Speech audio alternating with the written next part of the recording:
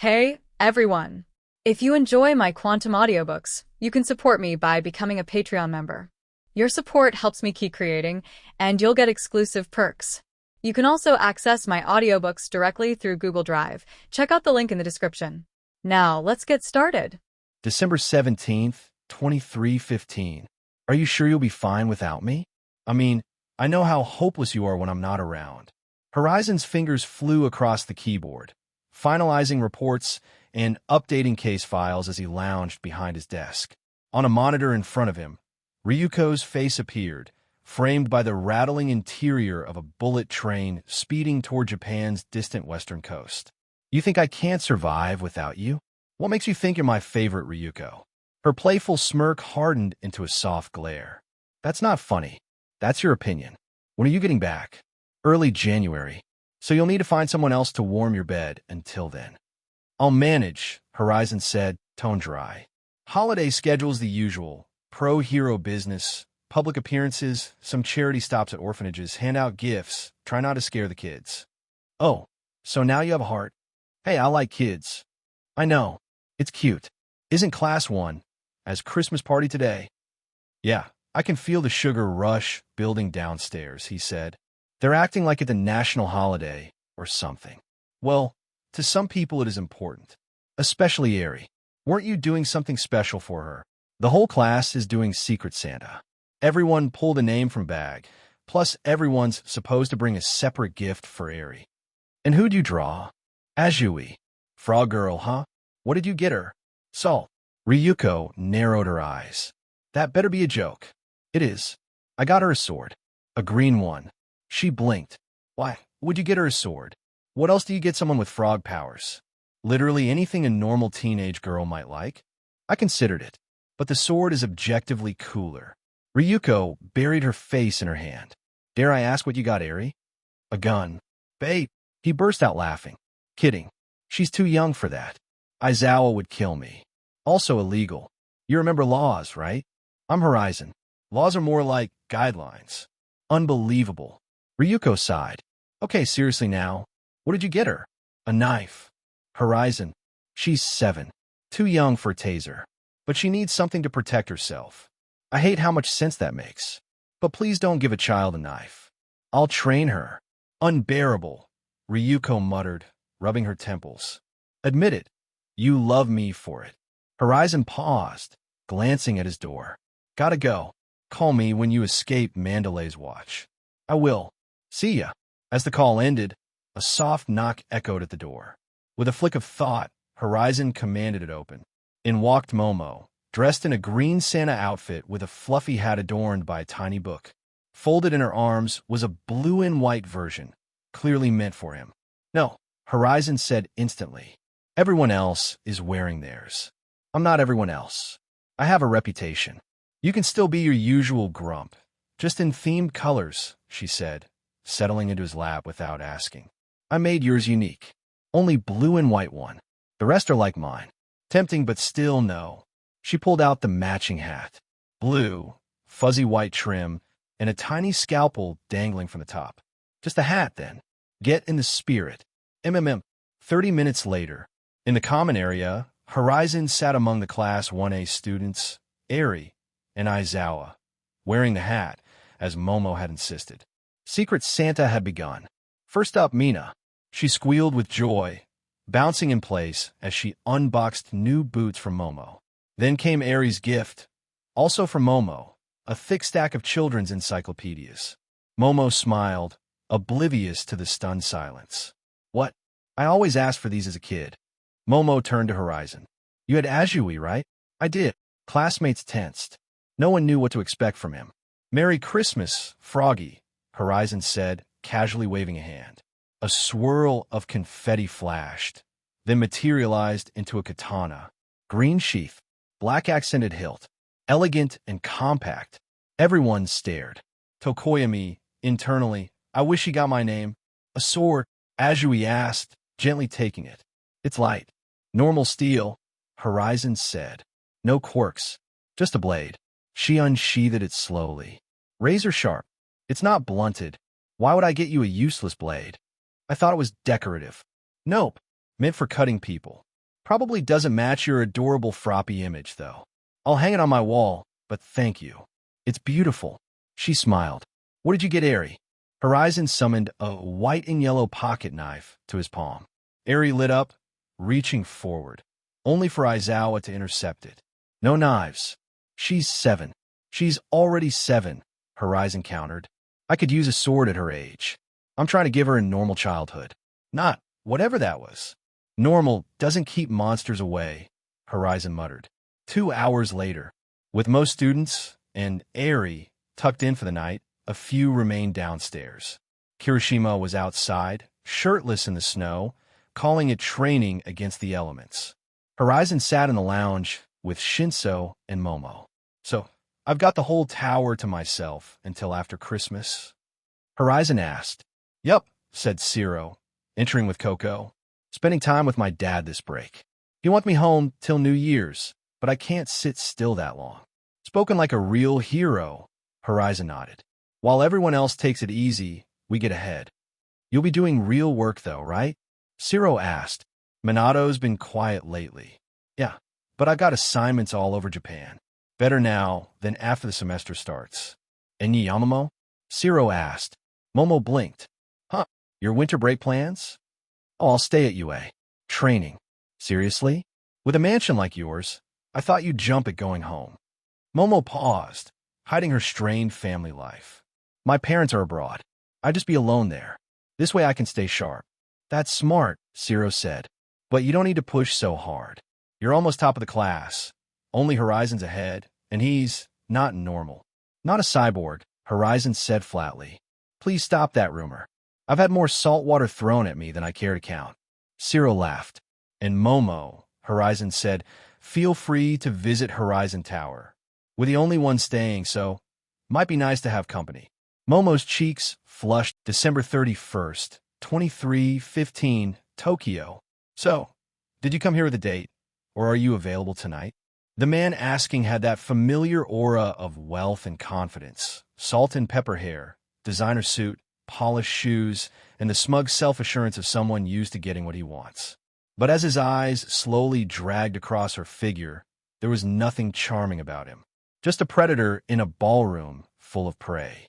Namuri Kiyama, known to the world as Ms. Midnight, met his gaze with practiced calm, a polite smile playing on her lips as she raised her champagne flute. Her dark purple gown clung to her with elegance, its high neckline and long gloves making her look reserved, intentionally so. The fur-lined shawl draped over her shoulders was a sharp contrast to her usual attire. Tonight, she came not as the dominatrix hero the tabloids loved to exaggerate, but as a professional fulfilling an obligation. And yet, it didn't matter. No matter what she wore, they always saw what they wanted to see. I'm here on business, she replied smoothly. Perhaps some other time. She turned gracefully and walked away, her hips swaying, not to entice, but because it was simply how she moved. His eyes stayed glued to her all the same. Shameless, she thought, catching a glimpse of the man's wedding ring, and his wife, chatting with friends not 10 feet away. She sighed to herself. The irony of her reputation wasn't lost on her. Despite public assumptions, she'd only had a few real relationships. Most men were either intimidated by her or came with the wrong expectations. Being Ms. Midnight was a double-edged sword, and it had cut deep over the years. She drifted through the crowd, grabbed a fresh glass of champagne, and quietly slipped through the doors leading to the balcony. A rush of crisp winter air greeted her as she stepped outside. Snowflakes danced gently from the sky, settling on the glowing cityscape below. The Tokyo skyline shimmered with the promise of New Year's Eve, but the towering buildings around the ballroom blocked the best of the view. Perfect metaphor for this event, she thought. She pulled her shawl tighter and leaned against the railing, sipping her drink and ignoring the text from her manager checking in. Her fingers hovered over the screen, then turned it off without replying. A few minutes passed, then the door burst open behind her. She turned, just in time to see a young man step onto the balcony, shutting it quickly behind him as a larger bodyguard blocked the crowd from following. He sighed, rubbing his temples, then turned to her with an apologetic grin. Sorry about that. Needed some air and space. Understandable, she replied, turning back toward the city. He answered a quick call, murmuring something she didn't catch. When he finally returned to her side, she had nearly finished her drink. Then, a gentle tap on her shoulder. She looked up. He stood closer now, offering her his jacket, black with gold trim, stylish and surprisingly warm. Avoiding annoying people isn't worth freezing, he said with a smirk. At least not for the whole night. She hesitated, then let him place it over her shoulders. Thank you. I didn't think there were any gentlemen at this event. There aren't, he chuckled. I'm just the one they don't know how to categorize. She smiled at that. You're easily the best company I've had all evening. Glad to hear it. Are the other guests really that unbearable? Well, I am Ms. Midnight. Most assume I'm an easy target. He tilted his head, studying her behind her glasses. Honestly, I wouldn't have recognized you. She arched a brow, catching the lie. Smooth. He shrugged, grinning. Didn't expect any pro heroes tonight. Apparently, someone here has investments in my brand. PR said it would be smart if I made an appearance. You sound thrilled. Yeah, I'm overjoyed to be ogled by rich men who expect me to perform for them just because they own stock in my company. Well, that's a relief, he said with mock drama. Finally, a beautiful woman who isn't trying to seduce me for my money. She turned, giving him a long look. Wait a second. You're Matani, the one and only. He held out his hand. And you are? Namiri Kiyama. But you can call me Ms. Midnight. He shook his head. Nah, I'm not a fan of stage names. I'll call you Namiri. You call me Law. Deal. She hesitated for a moment, then gave a quiet laugh. Fair enough. They stood in silence for a while, watching the snow drift across the rooftops. So, she eventually asked, were people chasing you for money? That why you ran? Always, he sighed. And you? She finished her champagne and stared out into the night. People think I'm just a tease. Like I'm advertising something I'm obligated to give away. The costume, the name, it invites assumptions. Law raised his tattooed hand, showing the ink on his knuckles. Same. People see this and assume I'm Yakuza. Or worse.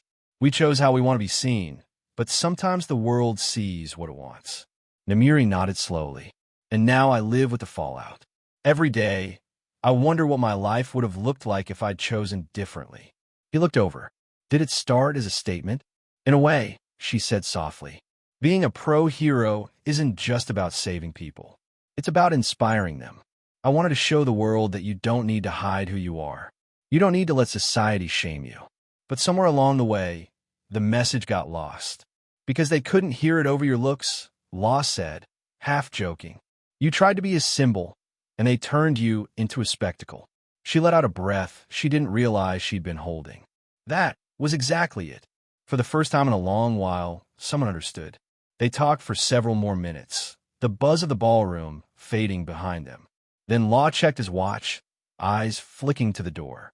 A crowd had gathered inside, clearly waiting for his return. Looks like your public is getting impatient, Namiri teased.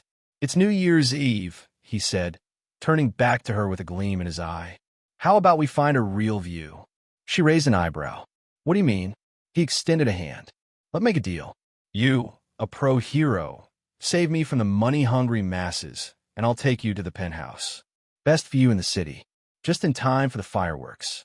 She looked past him at the towering skyline, the buildings hiding so much beauty, then back to the man beside her, whose company had turned an empty night into something surprisingly honest. She smiled and took his hand.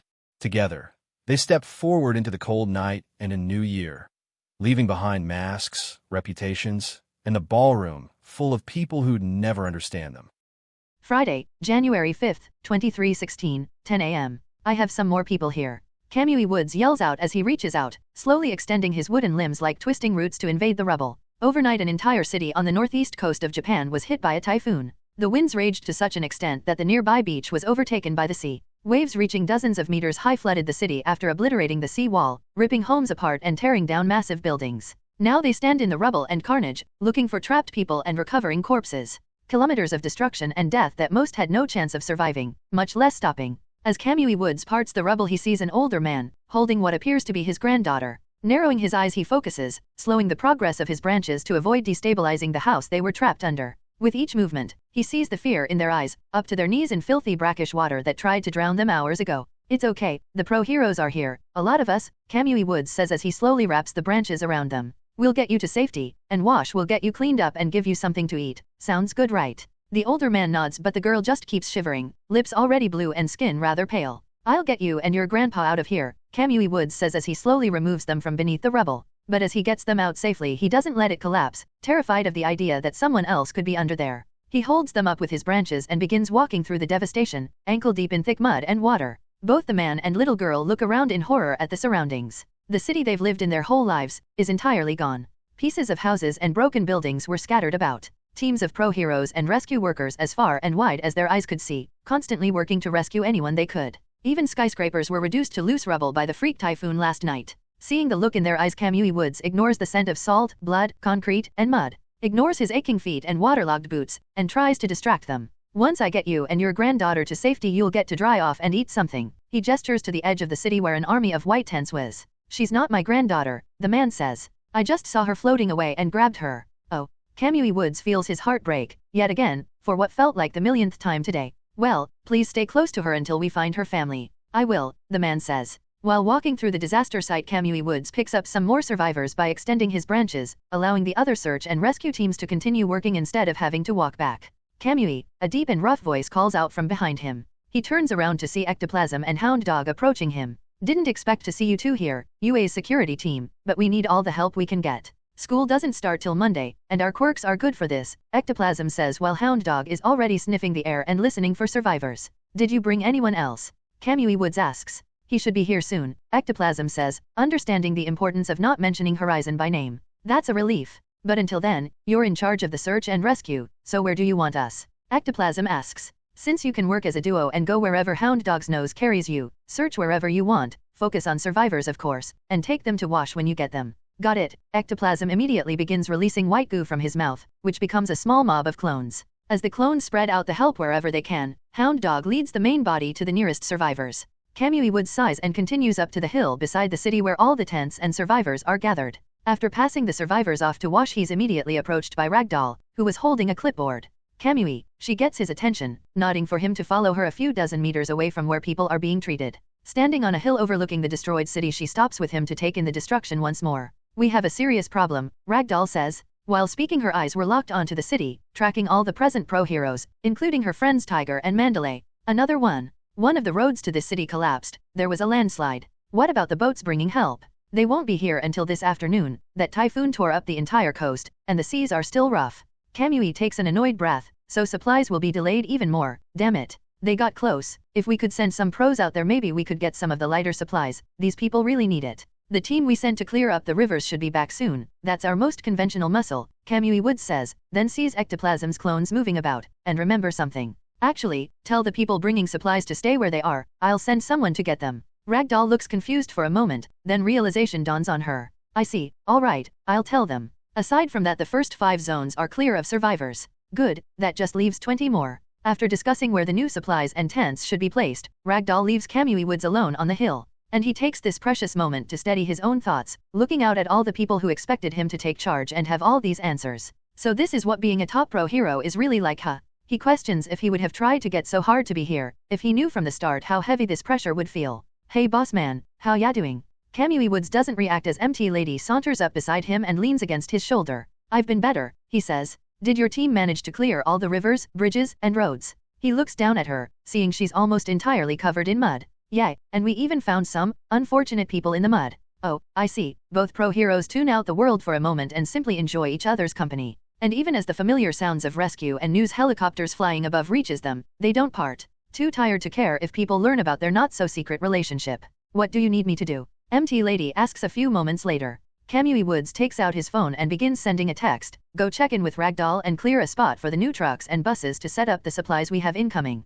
All right, MT Lady stretches a bit. Heroes never rest, huh? Time to get back to work. After she walks off, a few pro heroes and first responders rush over to Kamui Woods, and more than anything he wishes there was a higher ranking pro hero here. But until then, he's the one everyone expects to take control of this situation. Even now there were already pictures and articles reported by the present news crews scattered about the scene in circulation, all pushing him forward as a great pro-hero and leader, but he had bigger things to worry about than popularity right now. As the minutes go by, adding more and more hours to the clock, the pile of corpses grows, thankfully dwarfed by the number of survivors. But he could see the toll it took on their morale. Pro-heroes and civilians alike were walking around with tired and saddened looks on their faces, trying their best to put on fake smiles to keep everyone's spirits up. So this is what it's really like not having All Might, to not have that ridiculous smile around all the time. Most of the people realize. Before noon, however, while helping MT Lady and a few others clear a spot to receive more aid and personnel, a sudden wave to cheers and excitement resounded across the medical area. The pro-heroes looked up at the hill, trying to spot the commotion, only to see dozens of objects descending from the sky.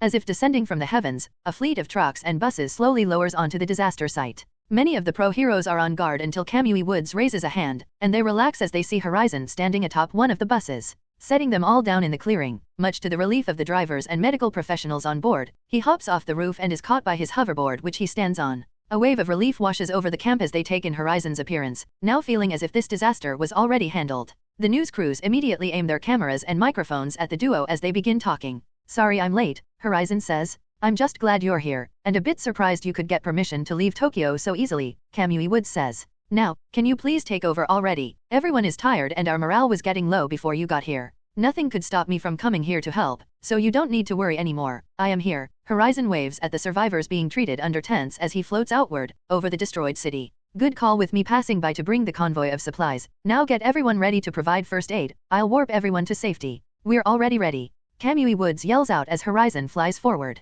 "Good," Horizon says as he raises both hands, palms facing downward. "Room?" He opens a new room, 28 kilometers wide, enough to envelop this small city. "Scan?" His mind is instantly flooded with information. Every person and object down to the size of a single finger is imprinted perfectly into his mind. Information constantly being updated in real time as it all moves. He expects mental feedback, expects a headache, expects a nosebleed. But nothing happens.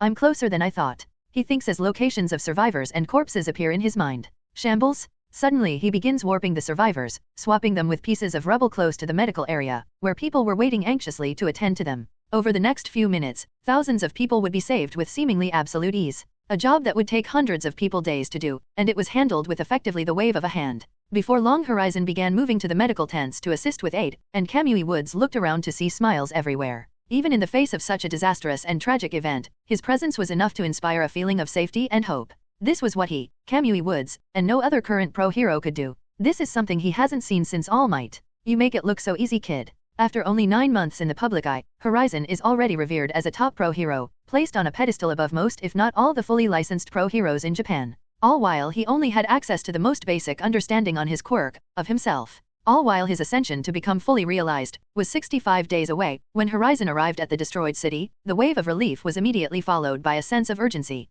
He instantly took command of everyone, pro-heroes and civilians alike, and organized the site as needed. With a wave of his hand he cleared out massive sections of land and had people setting up tents, constantly using his scan to relay orders via Mandalay's telepathy quirk while she stands beside him, because since arriving he hasn't once left the main medical tent. Keeping track of everyone and everything within the ruined city and organizing them while simultaneously performing life-saving operations one after the next. Even as the other medical professionals and heroes rush about outside, they could see pieces of rubble and debris moving as if possesses, carefully and perfectly floating through the air, avoiding collisions with each other and the nearby people as Horizon is constantly making more space for the ocean of smaller medical tents being assembled around his. Hours after arriving on the scene, Horizon had already performed hundreds of operations, and yet that was not the most miraculous thing he'd done thus far. This was all within expectations. After all, he is Horizon. Rearranging the destroyed city, performing surgeries, healing those who need it, and commanding all the people present while tracking them with his quirk. According to him, that's all simply what's expected of him. But everyone present and the people watching around the world via the dozens of news crews here were entirely amazed.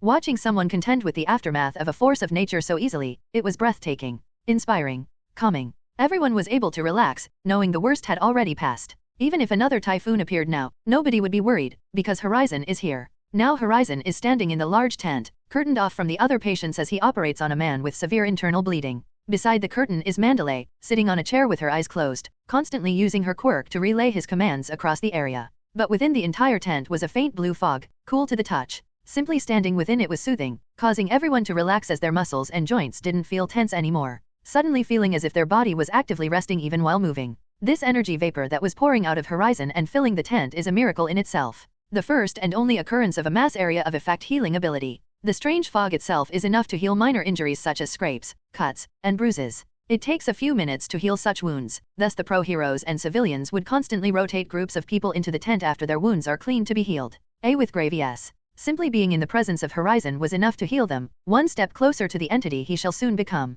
And now even more people understood. They took one step closer to believing that Horizon isn't a person, but a blessing, a miracle born of mankind's need for him. While the tent filled with 24 people, all of which were having their minor injuries healed at a visible rate, was quiet. Mandalay broke the silence yet again. Ectoplasm says the next convoy of buses should be here with the hour. The roads leading through the mountain is almost repaired. Any news on the boats? Horizon asks while still working. The seas are still too rough, they have to move even slower the closer they get to us. The buses will have to do, Horizon says as he finishes the operation and steps out from behind the curtains. Mandalay, tell Kamui and Ectoplasm to meet me at the camp entrance. Seeing him already walking toward the tent entrance, Mandalay gets up and begins walking beside him, quickly catching up. What's going on? More people are being brought in for healing. She glances back at the tent, seeing the healing vapor already fading away. The sea of people injured and otherwise part as Horizon walks between them, making his way to the edge of the camp, overlooking the destroyed city. I sensed something. It ran away before I could act, but it'll be back soon, Horizon says much more quietly as they leave the crowded areas.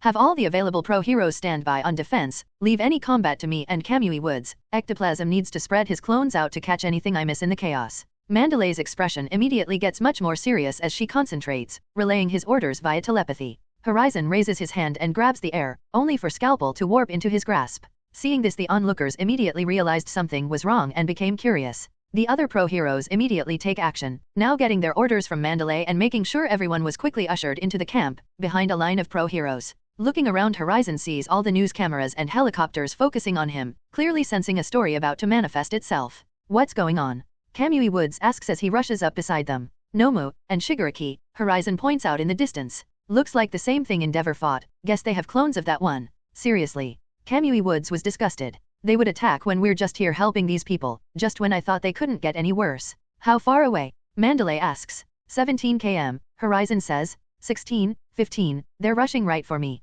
What do you want us to do? Kamui Woods asks. You and Mandalay stay with the people, no need to evacuate, I'll just keep the fight contained. Are you sure? Kamui Woods asks. I saw what Endeavor had to do to beat that thing, this could get messy. Especially with Shigaraki here, Mandalay adds. Yes, it could, but it won't, because I am here. He looks back at them. Now go make sure everyone stays calm. These people are in no condition to be rushing anywhere, so it's better that I just keep this contained. Besides, if I can't stop them, nobody here stands a chance. Right, Kamui Woods immediately retreats back to the other pro-heroes setting up defenses with Mandalay rushing after him, heading back to the main tent. It only takes a few seconds for everyone to notice a small dot in the distance, quickly growing and growing as it approaches them. The civilians weren't aware of exactly who was approaching, but they were quickly informed and almost began to panic. But looking out at Horizon's back as he stared at the approaching villains, a sense of calm and peace washed over them. Something they haven't truly experienced since All Might. And it was already here, within reach. The image of a man raised with unconditional love and devotion to and from his parents, who now fights for their memories.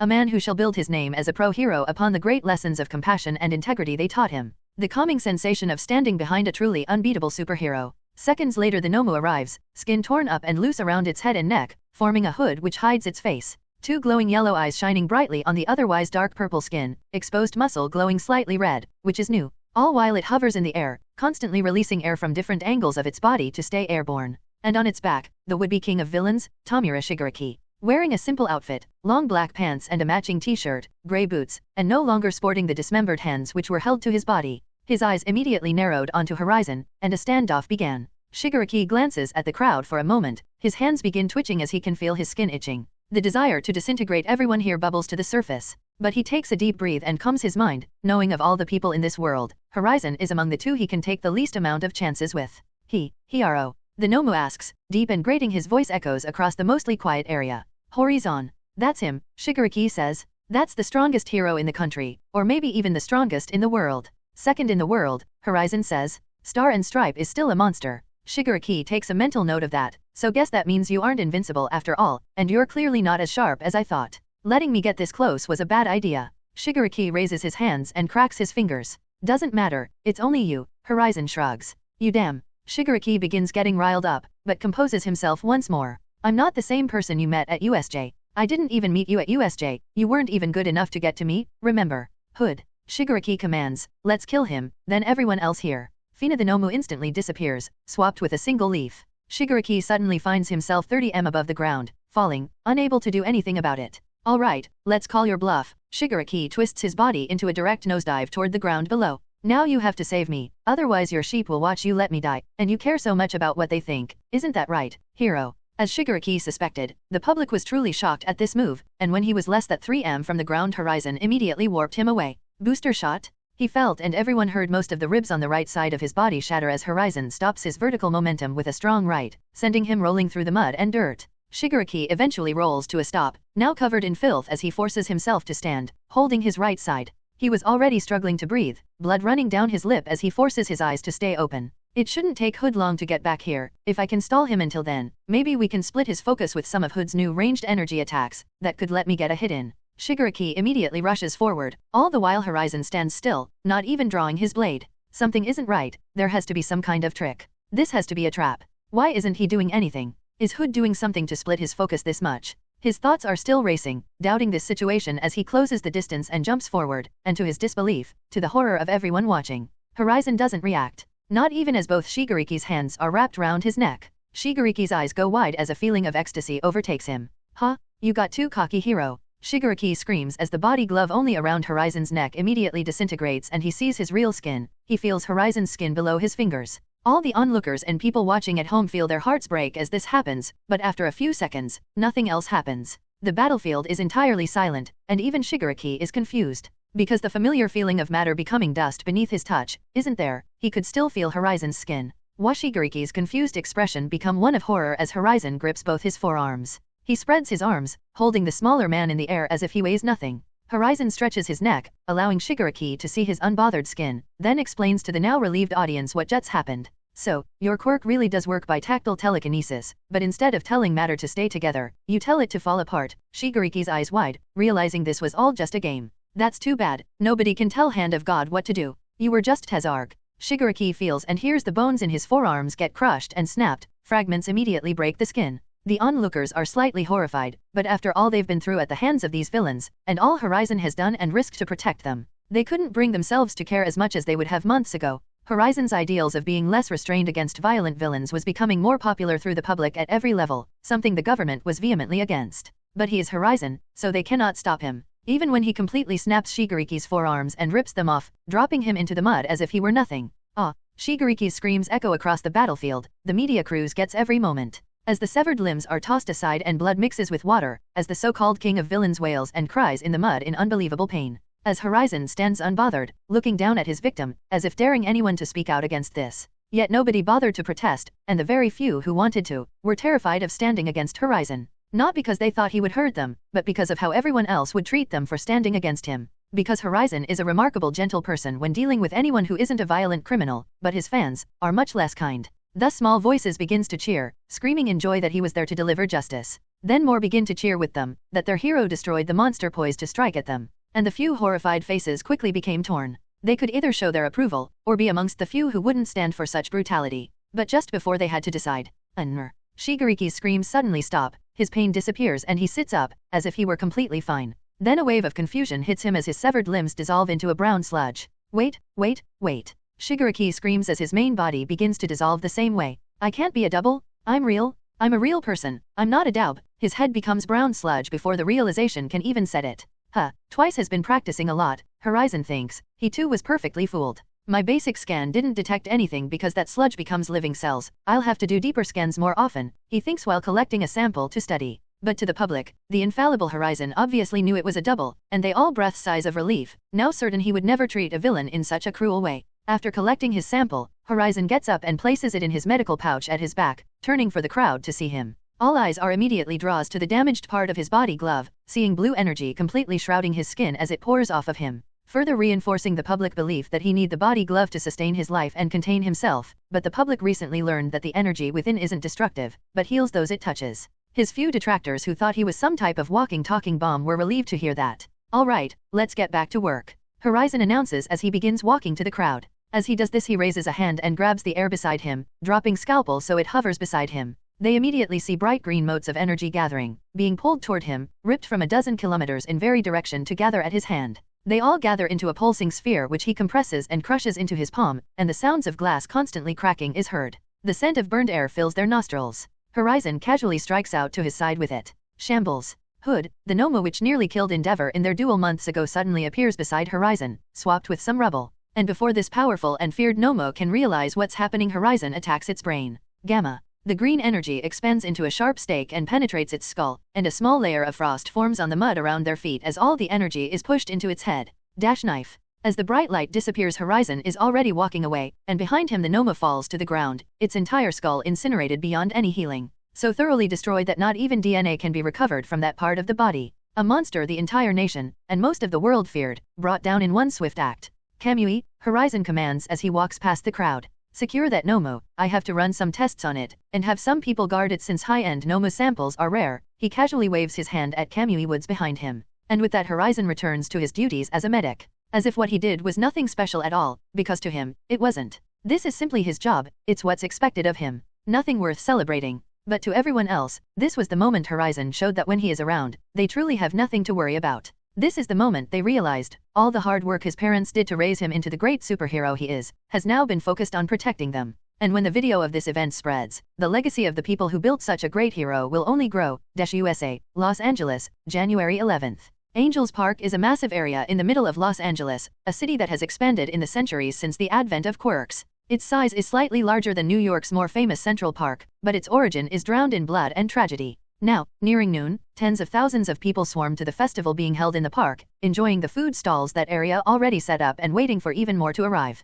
Children are playing games, families are having picnics at the many ponds. All while stages are set up all across the park and the scheduled performances take place. In the middle of the park is a labyrinth of massive stone obelisks that could be seen from the surrounding cities, standing out in the greenery as almost unsightly, but demanding reverence. Many people were walking by, taking moments to gaze in awe at all the names carved into it, and some stopped at the memorial stone for the tens of thousands of people who could not even be identified of found to be etched into the stones. And a few families were placing flowers at the stone memorials, for the people who were lost during that night. But the faces of all the people looked strangely happy, considering what they were doing. As if they were finally at peace. As if they knew their lost loved ones could finally rest. As if they could finally believe in justice again. Elsewhere. While all of this is going on, surrounding the park there are streets of impressive skyscrapers, even by 2315 standards, and on top of one of the tallest is a woman, standing on the helipad. At 150 stories in the air she looked down, barely able to hear herself think over the howling winds. She wore a pair of grey sweatpants and a matching hoodie, with the hood currently on.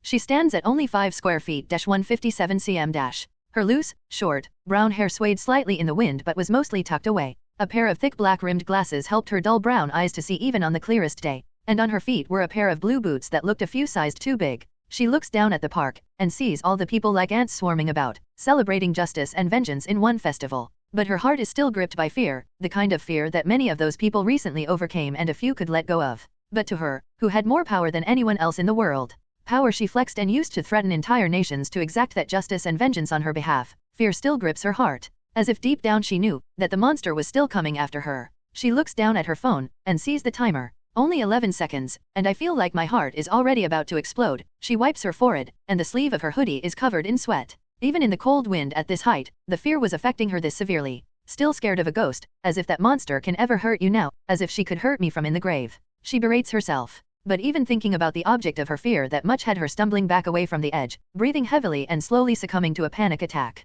Epsilon. Luckily absolute focus is needed to activate her quirk, or else an even worse tragedy would have befallen this city. Angels Park. Down below as all the people are enjoying the festivities, closer to the memorial stones a few camera crews were set up in front of a small stage and podium. On it was an older white man in a fine suit, ready to answer their questions. Mr. Major, one reporter raises her hand. As the mayor of Los Angeles, do you really think it's appropriate to throw a festival on such a tragic anniversary? The man takes a moment to think, as if he didn't have this answer rehearsed before coming here. This isn't a festival to celebrate tragedy, he says. As the announcement and ads explained, this is about celebrating justice. A horrific monster was put down for what she did to us and an uncountable number of other people. That is cause for celebration. Because I know that the families of all these wonderful people, he gestures to the carved stone behind him, were beginning to wonder how many decades it would take before justice caught up to that monster, and now they can rest easy knowing the worst of humanity has been put down, for good. The crowd seems pleased with his response and take a few notes, before another set of hands is raised. Yes, you, he points to a lady in the back rows who quickly stands up. And what do you have to say on the questions regarding the motive behind this attack? Some people still find it hard to believe that all of this, she gestures at the park which used to be busy city streets, would be cleared out for the sake of killing one person alone. The mayor nods. Yes, I understand that understanding such true and vile evil is impossible for our good-intentioned American citizens, but believe me, it exists. And she's among the worst villains. The murmurs stop as the lady sits back down, noting the serious expression on the man's face. I, much like some of the people here, was living just a few blocks from this very park when that attack happened. Granted, it wasn't a park at the time. It was just me, my brothers, and my mom. Us against the world, when suddenly there was a loud noise, our ears were ringing, all the windows were blown out. All the glass from windows shatters and blew into the apartment. Hell, if not for my brother jumping on top of me, I would be a lot uglier than I am today. A few reporters laugh. But as the hours went on, it just got worse. Suddenly we heard noises all around. Mom was getting my younger brothers under the bed when I looked through the window, and it looked like a meteor was falling from the sky. But it was just the biggest plane I'd ever see, crashed only a few blocks away into the spot we stand on now. We thought that was it. This is the end of the world. Couldn't get any worse, right? Well, when the gas mains started exploding, when buildings started falling all around us, things just kept getting worse. And every minute of the 39 hours we were buried in rubble waiting for someone to rescue us, we couldn't even breathe properly because we were terrified of it getting worse at any minute. Now my brothers, my mom, and myself, we all lived and only had minor injuries. We got lucky. But the almost 100,000 people who didn't get out, well, they didn't get lucky. And their families probably felt like the unlucky ones for being left with a pile of rubble and graves to dig. Now keep in mind, one person caused that kind of destruction and death. One person was that vile and evil, to do all of that, for money. To kill one person. Now I personally think that person being put down like the filthy animal she is certainly deserved a celebration, and I wanted it on the anniversary of that day so that they could celebrate with us. He gestures back to the memorial stones. The reporters nod along. Now I'm not claiming to be a saint, but I like to think some people have a God-given purpose, and I'm still looking for mine. But some people find theirs early in life, for some it's their quirk. For others it's their heart. Some realize their purpose is upholding and representing freedom and liberty while protecting the people of America, and they become Star and Stripe. Others look into their own hearts and find peace and justice for all, and they become All Might. Heck, some people are lucky enough to be born and raised to heal the impossible as if it were easy, and that's how miracles like Horizon exist, who I did send an invitation to this event, by the way. He gets a laugh from the crowd, because they all know Horizon can't leave Japan so easily. But others, they're just born evil, and unlike most people, they don't try to change. They embrace the evil, and sadly for us good people of the world, some of them are too damn good at it. Good enough to become arguable the most brutal, excessive, and bloodthirsty villain in the history of quirks, and that's how Arsenal was born. Now we're here to celebrate her being put down like the filthy animal she is. After every member of the United Nations hunted her for decades, she was caught in Japan just over a year ago. So how about we make the next few questions quick and join the others in celebrating the good work of our friends in Japan for helping us rest easy at night. Elsewhere. Back on the roof, the young woman was on the floor gripping her chest, breathing heavily and sweating as if she ran a marathon. No matter how deeply or quickly she breathed, it was never enough. It still felt as if the entire world was resting on her chest.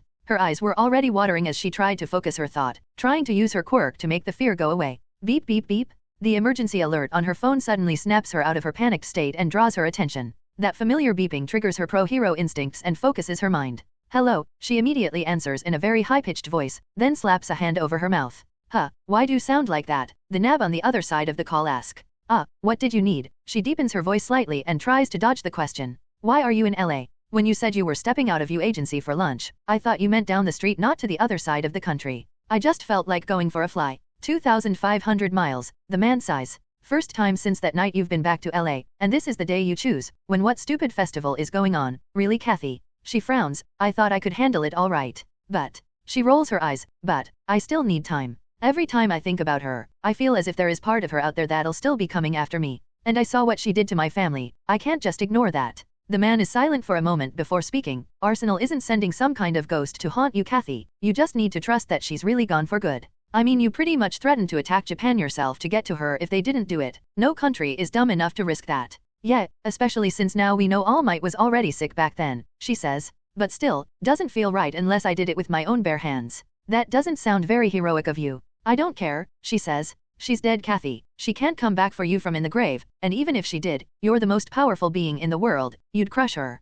She smiles at that. Yeah, you're right. Okay, I'm coming back now. I'll be there in an hour or two. The man hangs up and she sees the timer on her phone, paused at 20 seconds. I couldn't even last 20 seconds without falling apart. How pathetic, she thinks while holding the phone very gently. She begins walking to the middle of the helipad and focuses on herself. New order, I will be just like All Might. Her mental image of a prime All Might is fed into her quirk yet again, and she begins growing. As she grows, her casual clothes is torn apart to reveal the hero costume beneath. The red, white and blue, striped costume like the American flag takes full effect as the cape expands out from the back of it. All her hair shifts from brown to blonde and her eyes become shining bright blue. And as her eyes shift, her vision becomes better than perfect, allowing her to put her glasses away and put on the thin domino mask similar to Ms. Midnight's, but red. Her boots now fit as she grows to 6 feet 4-193 cm, just an inch shorter than Horizon and Endeavor, but not close to All Might's 7 square feet 218 cm in his muscular form. Because even her mystery class quirk has, and pushing her own physical body to the point of matching one for all is certainly a limit of it. But she is roughly 90% there, most impressive considering this effect has no exact time limit. In fact, all the time she spent out of this form across her life since receiving her quirk, can be added up to less than 10 minutes. This was her first command of New Order, to make her into the man she saw as invincible. And among her new few commands was, New Order, I can move freely through the atmosphere. Star and Stripe immediately begins hovering off the floor, suddenly gaining flight. Over her career, Star and Stripe has used her quirk to create hundreds of effects, most of which are listed online by the media and fans. But this is her most common combination, and it's almost always more than she needs. Without any more hesitation, she rockets into the air, clearing the city skyline and soaring into the clouds. And with one last look below at the gathering crowd, her eyes zoom in to see the faces of the happy crowd, then lock onto the horizon toward New York. Boom! A small sonic boom is left in her wake as she goes from floating in place to hypersonic instantly, heading back to her hero agency in Manhattan, still feeling as if Arsenal would still come after her one day, in some unknown form. Luckily, she is still the most powerful being in the world, but that would change in the coming months. January 23rd.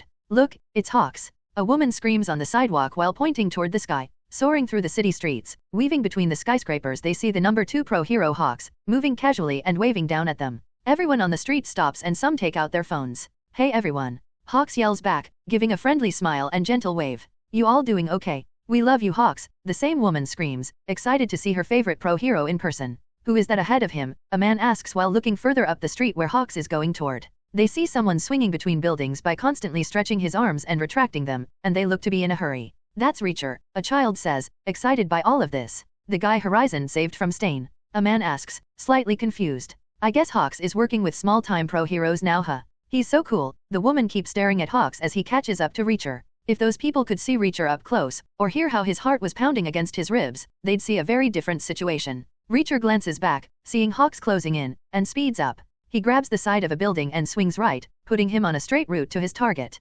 Sweat is pouring down his face, drenching his hero costume. Reacher.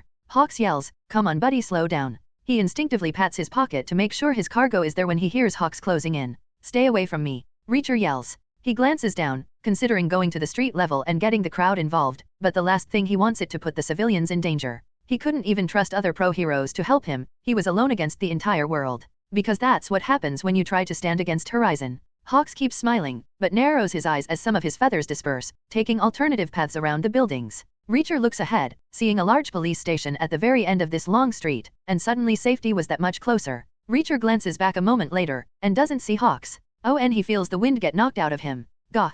His eyes close for a moment as he's suddenly moving faster than he ever could on his own, and he barely opens his eyes fast enough to see the city street disappearing below him. Eventually the entire city becomes distant below them, and he realizes what happened. Hawks tackled him, knocking the wind out of him and wrapping his arms around Reacher, taking him into the clouds and away from the city. Now they were miles above the buildings. Let go of me. Reacher rears back and punches Hawks in the back of his head, but the smaller hero doesn't let go of him. Just listen. They have to know. Reacher extends both his arms upward 33 feet 10 m and brings them back in much faster, transitioning into 2 palm strikes at Hawks' shoulders. Arg. Hawks lets go and drops Reacher, who instantly nosedives through the clouds, ready to grab a building and make his vertical momentum into a horizontal swing. But he was over a mile above the nearest building, so before he could even get close, Hawks wrapped his arms around his torso again. Don't make me hurt you, please. Hawks says while dragging him out of the city again. You can't protect him. He's a murderer. I know that, and I'm not trying to. Hawks yells while continuously being punched in the head, but even as blood flows through his hair and down his face, he doesn't let go.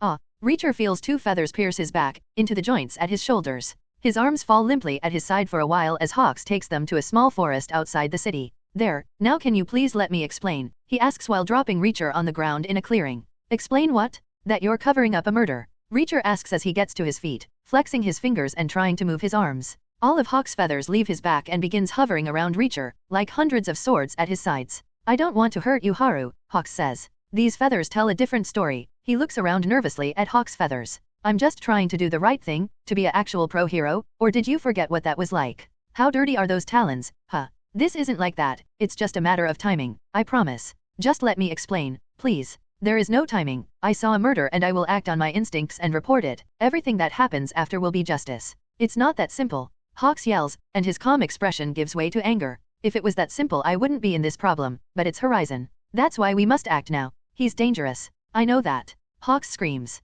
Believe me, I know that more than anyone. If you got past the first few files on that flash drive you stole, you would have seen what he did to me. How he tore me apart piece by piece and kept putting me back together. Why do you think I was missing for a month? Reacher looks shocked as Hawks begins to tear up, clutching his head as if physically suppressing the memories. I couldn't function after the things he did to me, after he made me stay awake the entire time. I don't want him to do that to you, to everyone. So please, just give me the flash drive, and we can go talk to Pantu together. Pantu. Reacher finally puts the pieces together. So that's why my phone hasn't been working. She blocked me out, so she's in on it too. The police. That report was never going to happen, Haku, Hawks says calmly. I don't like hurting innocent people, but if you got to that police station a lot of people would have had to die after hearing that report. But that's a lot less than what we'll lose if Horizon goes crazy. So please, just give me the drive. I don't want to hurt you, or worse. If you keep covering up his crimes, they'll only get worse, you'll make a real monster. I trust Pantu to deal with him before it gets completely out of hand. Right now he's just being a bit excessive with villains. Just a bit excessive? That's what you call what he did to Wolfram. Reacher looks disgusted. The man was begging for his life and Horizon just kept tearing into him. He looked like bloody burger meat when he was done. A freak incident, not a pattern. The amount of files on this drive say otherwise, and what about you? Don't you want justice for what he did to you? Yes, I do. Believe me, there isn't a day I don't dream about locking him up, or worse. But he's Horizon, it's impossible, plus that was part of my job, I knew what I was doing. Reacher grits his teeth. Yeah well, being a hero is my job, and if I'm the only one in Japan with any sense of justice then so be it. I'll just upload it and let the world decide. Wait. Reacher begins extending his arm forward to grab Hawks, but before his attack can even begin dozen of feathers pierce his back. He flinches for a moment, and unconsciously blinks. And by the time he opened his eyes Hawks was in front of him swinging a feather sword at his neck. Damn it, Hawks says as Reacher's head falls to the floor, rolling away from his body. All of his feathers return to his back after shaking off the blood while he searches the body. Taking a few steps away he examines the drive while calling Pantu. Did you get it? Was the first words out of her mouth. Yeah, but he's dead. Good, that's better than him being alive and us having to worry about him eventually talking. He had a family you know, and now they'll never see him again. That's the occupational hazard of being a pro-hero. He just ran into a villain on patrol and didn't make it back home. Send them a card if you care so much. Hawks sighs, how the hell did he even get this info anyway? This morning someone hacked into our most secure servers looking for info on Horizon. They left a small back door and that information got out. So they hacked us for data on Horizon. No, they wanted something in his file but none of the personal data, and honestly aside from this there wasn't anything else there. He really doesn't exist in our files, they only got this because we used it for his counterpart in the simulation. Right, so they got what they wanted and left a back door, then that group Reacher just busted up got these files using that same back door. Yes, and I've already sent a team to deal with them. Him arresting them made things much easier. Gotcha, and what did the actual hackers even want? Our people are still working on that, I should know by the end of the day. Good, just tell me as soon as you Hawks stops talking as a purple warp gate manifests in front of him. I'll call you back, my bestie needs me. As he hangs up Dabby walks out of the warp gate. Since when are we friends? Ah, and here I thought we were best friends. Both men glare at each other for a moment, then Dabby glances down at Reacher's corpse. Nice work, trying to impress me. He got a bit too nosy, had to cut it off. Hawks shrugs. You missed the nose then. Dabby walks forward and observes where they are. So did you need something? Yeah, the boss is calling a meeting. Now, let's go. The boss, Shigaraki, will be there. Everyone will be there, Dabby says. Congratulations, you're more useful than untrustworthy. Now let's go. And obviously don't try anything stupid. Dabby begins walking to the warp gate, but stops in front of it. What? Mind if I take credit for this? He gestures to the corpse. Sure, make the league look good and cover my tracks, that's perfect. Dabby rolls his eyes. When you say I'm helping you it almost makes me not want to do it, but I just love watching heroes burn. With a wave of his hand he sets a raging fire in this part of the woods, starting at the corpse. A bit much, don't you think? I like the scent of burning trees. Dabby walks through the warp gate. Before Hawks steps in looks back and tosses the flash drive into a blue flame, making sure it melts before he fully enters the warp gate. Time to meet the boss, no pat down. Hawks asks as he steps out of the warp gate, entering a well-lit hallway that gave the impression of a mansion. Don't need it, Dabby says. Keep those feathers to yourself and follow me. Walking behind Dabby he looks around curiously, wiping the blood from his face with his sleeve, and he does contemplate sending a few feathers to get a proper look of this building. But ultimately, he plays along. Ah, and here I thought you didn't trust me. TCH, we don't need to take your phone, the radio wave Nomu controls all broadcasts in this area, including blocking any trackers, microphones, GPS in your phone. Sounds useful, can I have one? Dabby stops walking and looks back at him, annoyed at the smiling pro-hero, then continues walking. Eventually they make it to the end of a hallway and Dabby pushes open the double doors. Wow! Hawks gawks about as he hovers through the room. A massive formal dining room overlooking the ocean. He entirely ignores all the villains sitting around having lunch. Around the massive table was Shigaraki, at the head, Spinner to his right and Twice to his left. But beside Twice was Toga, in a wheelchair, which Hawks made special note of. Across from her was Magni, and a seat prepared for Hawks. On the table was a monitor that remained blank, but right now everyone was glaring at Hawks who hovered above them. Take your seat so we can get started, Shigaraki says in an annoyed tone. Sure thing boss, Hawks says as he sits beside Magni, who continues to glare at him. Kurojiri, let's begin, Shigaraki says. Immediately a warp gate appears behind him, and another appears above his right shoulder. Kurojiri stands behind him as the larger warp gate closes, but above his right shoulder a small Nomu, reminiscent of a frog, drops onto his shoulder. It has dozens of large eyes all across its body and back, each of which are tracking the people in the room. Cute, Toga says. Gross. Magna covers her mouth in disgust. This is Shinji, Shigaraki says as he pats the Nomu, who nuzzles up to him. In light of recent revelations, he'll always be with me from now on.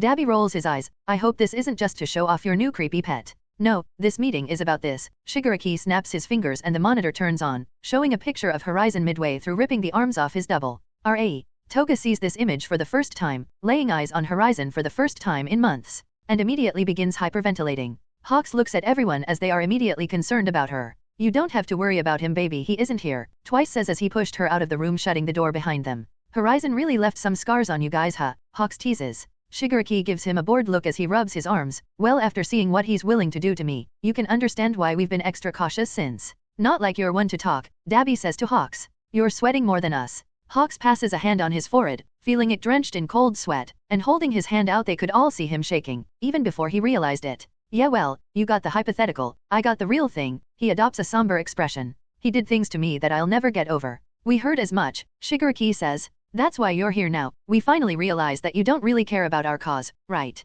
I do. Shinji rivets on Shigaraki's shoulder. That means you lied. They all get ready to attack him. Stand down. But. I said stand down. He silences Magni. Hawks was never on our side, but he was always against Horizon. Because let me guess, the government thought they could control him, but he's a bigger monster than any villain, right? And he turned against them. Not exactly, Hawks says. Panto has a deal with Horizon, and she's willing to let him literally get away with murder if it means he'll stay in Japan as our #1 pro-hero. Because his presence is more than worth a few bodies in the ground ever so often, especially since they've all been villains. But you disagree? Dabby asks. Horizon isn't that simple. First he didn't want to be a pro-hero, but now he's enjoying it. But now the public is being swayed to accept his more honest self. You mean them cheering when he tore the arms off my double? Shigaraki asks. Yeah, and that kind of stuff has been happening a lot, Hawks says. You guys have done so much to hurt the public that they want you gone, by any means necessary, and now they're just taking bets on how he'll do it. Are there any other pro-heroes that want to help us out? Shigaraki asks. I know a few, Hawks admits. But, they wouldn't associate with villains, especially not your group. And even if I got all of them together, it's Horizon, we can't win. Shigaraki sighs. I want to become an invincible demon king, but it seems I'll have to get rid of one first. There is always a bigger monster, for now. Yeah, even Horizon isn't the absolute strongest, right? Magna says. That star and striped chick is a monster, and I remember he said she was stronger than him, but that was a few weeks ago. Well, we might have something that can kill him. Shigaraki surprises them all with that. Only he and Kurojiri knew about Makia's new upgrades after all. If I leave a trail of breadcrumbs, can you feed it to Horizon and put him where I want? Hawks considers it. It'll have to seem like I spied on you to get it, since Panta sent me to spy on you and he figured that out. And it'll only be possible once, because if this goes wrong and you miss, he'll probably kill me. Kurojiri. Shigaraki asks. It can be arranged, within a matter of weeks, Kurojiri says. And what bait might entice Horizon? Panto has us collecting info on 2 people, Hawks points at Kurojiri. You, and Twice. Everyone else she just knows we can get whenever you pop up. Well that's insulting, Dabby says. It makes sense, Shigaraki says. They're the backbone of our operation. This places us in great danger, Kurojiri says. Judging by Horizon's track record he likely won't fall for the same double trick again. The bait will have to be live. Then you will be our bait. We'll collect some samples and have Twice use his quirk to replicate yours. Aren't you getting a bit cocky there, brat? A mechanical voice comes from Shinji. It can talk. Hawks asks. It's not the Nomu, you moron. The Nomu opens its mouth so they can all hear. I'm speaking through it, something I didn't think was necessary until this brat decided to put one of my most prized Nomu in danger. Kurojiri will be fine, if your weapon actually works. You're doubting my work. How dare you? Don't forget that I'm not one of your loser lackeys, I'm a dear friend of your master, the true demon lord. You only get to use our Nomo soldiers because for some reason he thinks you're worth more than gum under my shoe, and I can take them back whenever I want. Are you saying you're so scared that your newest masterpiece can't handle Horizon you aren't willing to use Kurogiri as bait? I'll consider it. Shinji's mouth closes as Shigaraki plays on his mysterious benefactor's ego. That guy is also on Panta's list by the way, Hawks says. I'm supposed to be collecting data on whoever is making the Nomo for you. Well, you'll need to get in line, or question all for one, Shigaraki says. Even I don't know who he is, he says I haven't earned that honor yet. Seems like we're all working with some annoying people. Hawks relaxes a bit. So, what info do you want me to feed Panto about you guys? After we sort that out we can deal with what to do about Horizon. Well you can tell her we'll be expanding outreach and being more aggressive in controlling contraband movement in Japan. I already have all the major criminal groups under me, it's time we put them to work and stress out the public. You want me telling her all of that? We'll be operating too loudly to hide it. The new year has begun, now get to stress out the public and show them they can't rely on pro-heroes to solve everything, that they have to fight for themselves. And slowly we'll erode the quirk regulations of this nation. Alright, I'll tell her I uncovered that. Oh, Hawk snaps his finger. Someone hacked into the Hero Public Safety Commission to get into Horizon's files, was that you guys? No, the last thing we want is a trail leading back to us, plus that what you're here for. Did they get anything good? Spinner asks. They weren't looking for personal files, Panto is still looking into it. Getting that person on our side could be useful, keep your ears open for anything about that. Got it, Hawks says. Right now we're keeping that incident away from Horizon, because then he'll go on a warpath to silence loose ends. I'd imagine so. Now, let's discuss the breadcrumb trail we need to set up to trap him. Wednesday, January 25th, 2315, 6 weeks until Ascension. After lunch at UA Class 1A are all dressed in their PE uniforms, sitting outside at the training area on some bleachers for close combat training. Horizon was at the top row of the bleachers sitting beside Jiro. She had one of her earphone jacks plugged into his phone as he showed her a new song. As she leans against him and nods along to the music, just as he was doing, they carefully watched Ajiro and Bakugo fight in the field. Trading blows in the small circle painted on the dirt field, both aspiring heroes give their all in this exercise. But Ajiro was quickly gaining the upper hand. Tailboy got better during the winter break, Horizon says. That almost sounded like a compliment, Jiro says. Careful, or else people might think you have a heart. Can't have that, my public image would be in pieces. Jiro giggles and leans into him a bit more, and he drapes an arm around her. I bet Bakugo wishes he had more room to use his quirk in that circle. They see Bakugo continuously try to line up his explosions only for Ajiro to react faster and swat his hands away. He should just use his explosions away from Ajiro, spin himself with them to gain momentum for powerful kicks. He's so used to swinging his palms he only fights like a boxer in times like this. That's pretty smart. Any insight on how I could have done better in my fight? Jiro asks. Yeah, don't fight carries him a close-up.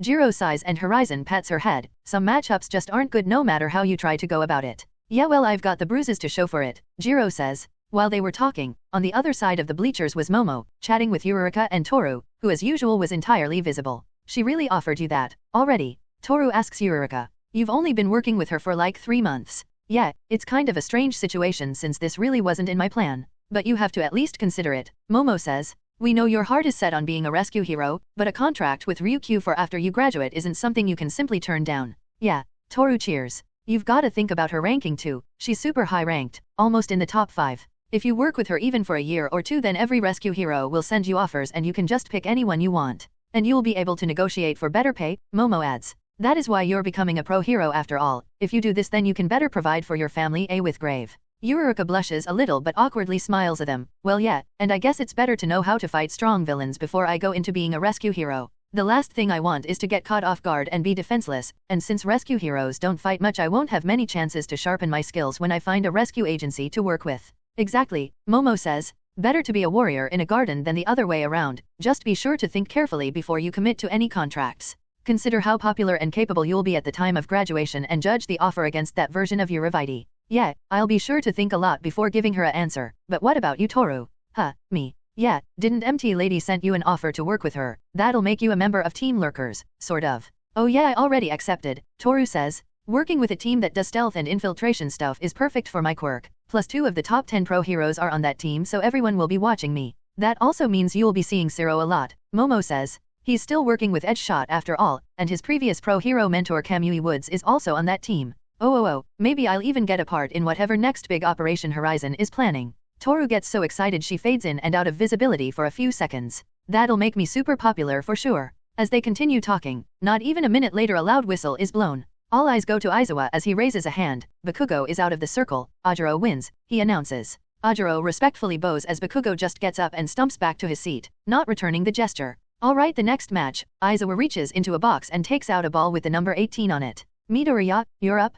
Deku jumps out of his seat and rushes over to the circle, confident in his close combat skills. And his opponent, Aizawa, takes out another ball, and winces when he reads it. Seat 19, Horizon. The entire class goes silent as they look back to Horizon, even Jiro stiffens as she's leaning against him. Me and Deku, well, it's about dem time. Shambles? He warps into the small circle, standing opposite Deku. The entire circle was only 5m-15 feet wide, and suddenly it felt entirely too small for Deku's liking. Aizawa looks over at them, seeing Midoriya already getting nervous. Horizon, when I blow the whistle you stop, understand? Understand. Yeah, I got it, Horizon says. This is a training exercise, so don't use counter shock. I want to actually see Midoriya's progress, not just watch him get fried in the first second. Play it out and have some fun. Got it. Horizon raises his hands in a boxing stance. Come on, Deku. Taking a deep breath, Deku enters a low stance, ready to pounce forward at any time. One for all, 30%. Small arcs of current begin bouncing across Deku's body as he focuses on Horizon. Booster shot? Begin. Deku launches forward and upward, spinning his entire body and kicking toward Horizon's face. Horizon raises both his arms and takes the hit onto his forearms. HNGH. Horizon's bones quake as the hit was much harder than expected, but he immediately uses booster shot to amplify his physical strength once more and pushes Deku back. I've barely seen my classmates train these past few months. That caught me by surprise, Horizon thinks. Deku recovers instantly before even approaching the edge of the circle and rushes back in. A lot faster too, Horizon thinks as he notices Deku's features becoming harder to track. One serious hit from him and I'll get pushed out of the circle, need to be careful. In the same millisecond it took him to realize this, he also analyzed the result of the scan he did when they made contact. Deku's teeth are different now. Quirkless people can't regrow teeth, they're less evolved like pre-quirk era humans, but this Deku can regrow teeth and metabolize enamel.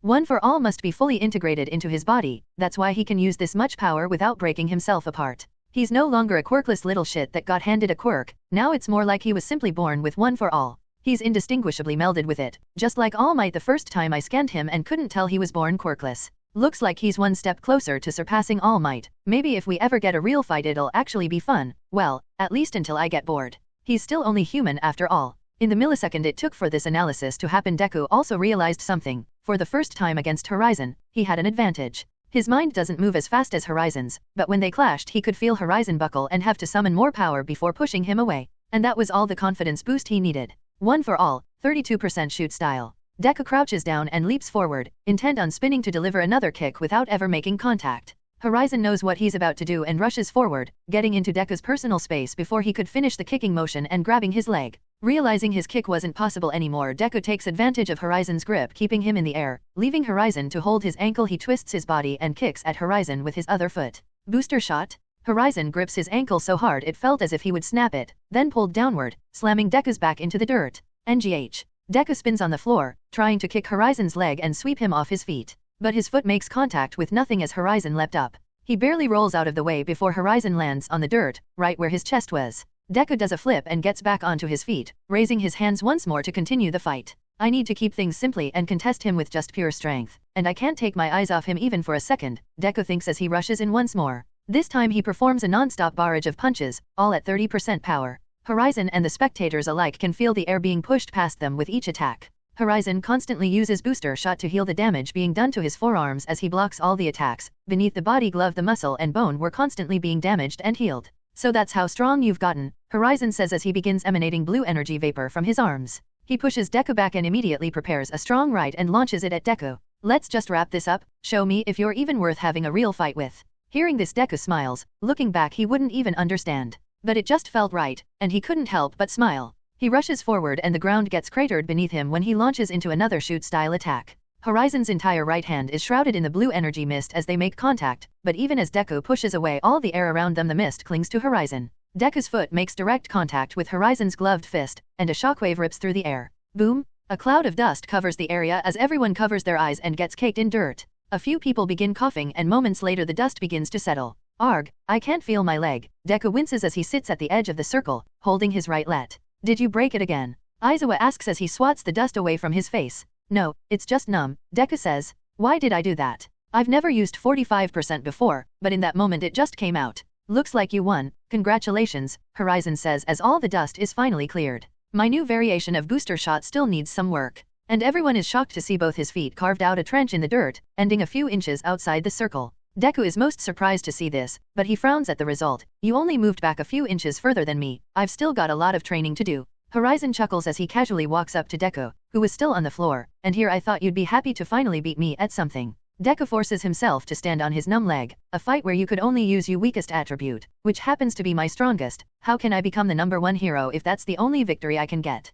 That's the thing, you don't become the number one hero, I do. I'm still growing too, you know, Deku says, surprising everyone as he actually stands against Horizon. Don't count me out yet. Aizawa looks at the scene carefully, ready to intervene, and everyone stares on in silence. But Horizon just looks down at Deku, clearly more amused than anything else. Alright, small might, then prove it in a real fight. Deku's face immediately pales. I'll be in the finals at the sports festival, as usual, just meet me there and you can show me what you've got. That should be easy, right? Mr. Number 1 Pro Hero. As Horizon walks back to his seat, Deku is finally able to breathe again. What the hell is wrong with me? That could have gone so badly, but he's right. If I want to prove it, then the sports festival is the best place to do that, and I've only got a few months to master my new moves. Friday, January 27, 2315, Berlin, Germany. Just as the sun was about to set, alarms began ringing all across the city. The cold winter air was disrupted as explosions began ringing out through the city. Lumbering through the streets, smashing buildings with each clumsy movement, a massive quadrupedal robot stumps about. 75 m-246 feet and 50 m-150 feet wide tall and firing off an assortment of artillery and guns. Dozens of pro heroes are already assaulting this enemy, but the tough armor is harder than even modern military tanks, causing their attacks to barely do anything. Nearly an hour into the battle, the civilians in this section of the massive city have all been cleared out. Now news choppers buzz around trying to record as much of the battle as possible. It seems that the pro heroes have made little to no progress in stopping this weapon. Either manned or unmanned, we aren't sure, and we'll only know when they break it apart and look inside, a news reporter says from inside a helicopter. Hold on, the pilot screams, and the man looks back at the battlefield to see a rocket heading directly toward them, too fast to be avoided. The man doesn't even have time to scream before a bolt of electricity descends from above and detonates the rocket at a safe distance. The purple electricity immediately causes a wave of hope to spread across the battlefield as the pro heroes and civilians realize what happened. The camera looks up to see a group of pro heroes descending. One of them is creating a floating platform of green energy beneath his feet while two others ride on it beside him. To his left is a woman who has her eyes closed as her black hair constantly pulses blue. As they descend past the helicopter, the camera zooms in on the man standing to the right. He wore a skin-tight purple suit with pieces of armor sparsely spread across it. There was a purple and black lightning bolt across his chest and his moss only covered his eyes, leaving the top of his head free to show off his short blonde hair. As they quickly descend, there was already purple lightning crackling around him, and his gaze was fixed on the enemy. Do you sense a pilot inside? He asks the woman beside him. No, it's a drone, or a pre-programmed robot. Either way you can hit it hard, she says. We need to make this quick. These things are attacking in other countries as well. This could just be the first wave, the man maintaining the platform says. I told everyone to give you some space. You can go in now, the woman says. Alright, I'm going in, stay above, and coordinate the other heroes, and send me any electric types if this thing manages to get back up, he says before jumping off the platform. He immediately goes into a nosedive, dropping over 1,000 meters toward his target. Blitz just dove into the battle, the reporter yells as they watch him descend, approaching the top of the skyscrapers. With our number one hero here, the situation is about to be resolved in a flash. Locking his sights onto the massive robot, Blitz activates his quirk and embraces the acceleration toward the ground. As he falls in the dim sky, he shines brighter with every meter, starting off as a barely noticeable purple flicker, into a consistent purple dot, and now into a massive bright ball of purple light, with electricity crackling all over it. As he descends between the skyscrapers and directly above his target, arcs of electricity leap from him and onto the nearby buildings, melting and shattering the glass windows as well as some of the concrete holding it up. The people present and watching at home are once again forced to sit back and take in the grandeur of their number one pro hero as he uses his maximum output super move, Ultimate Blitz Bolt. His voice ripples across the air, carried on the small currents that spread out from him as he suddenly absorbs all the arcing electricity and purple light into himself. And for a moment the battlefield dims. Krakum. A pillar of purple electricity is shot downward, almost 10 m 33 feet wide and descending from 100 m above the road. The robot is hit in the middle of its head and immediately topples forward. Its large back is easily sliced and melted by the beam as it falls forward, cutting the entire thing in two as if it were pushed into a table saw. As the attack ends and people can finally uncover their eyes, they see the robot cut in half with molten metal leaking out of it, and the road directly in the middle of it has a hole that they couldn't see the bottom of. But the sides of it were entirely molten. This is Blitz's peak. His quirk, kinetic electric conversion, allows him to convert his kinetic energy into electric energy. No, it allows him to convert it into a vastly disproportionate amount of electrical energy. But he cannot store this energy and must discharge it before he stops moving. This is why from the moment he left to come to this battle, the entire hour he has been storing energy on the ride here. And when he began falling he only added more and more energy into his attack. But the downside is, the more energy he uses the longer he must wait for his quirk to cool down, meaning right now he is vulnerable. These are all facts the public is blissfully unaware of, as they think he has a basic electricity quirk, but his teammates are already at his side ready to protect him on the road. How long? They ask, looking at the damage. At least a day after something like that, but I definitely beat my old record, Blitz says jokingly. Might have overdone it, the woman says. What if they have another one? We'll be alright, we aren't alone remember, Blitz says as the other pro heroes begin returning to the robot's location. Besides, I've got the most powerful electric attacks in the world, wouldn't look good if I couldn't fry a robot. Both true statements. Blitz does in fact have the global record for the most powerful documented electric attack of all time, and on this day he even beat his previous record. But he would not hold that record for much longer. In fact, in 3 months it would be beaten, during the final round of this year's UA Sports Festival. Mexico City, at the same time. Just before people began going on their lunch breaks, a set of quakes rocked the massive metropolis. Those closest to the epicenter got the horrific pleasure of witnessing the roads and some buildings break apart and pieces of identical quadrupedal robot to the ones attacking all across the globe assembles itself. Unfortunately for this robot however, Mexico's top rescue hero happened to be in the capital today. In fact, she woke up in her hotel room because of all this excitement, grumpy after a long night of saving people.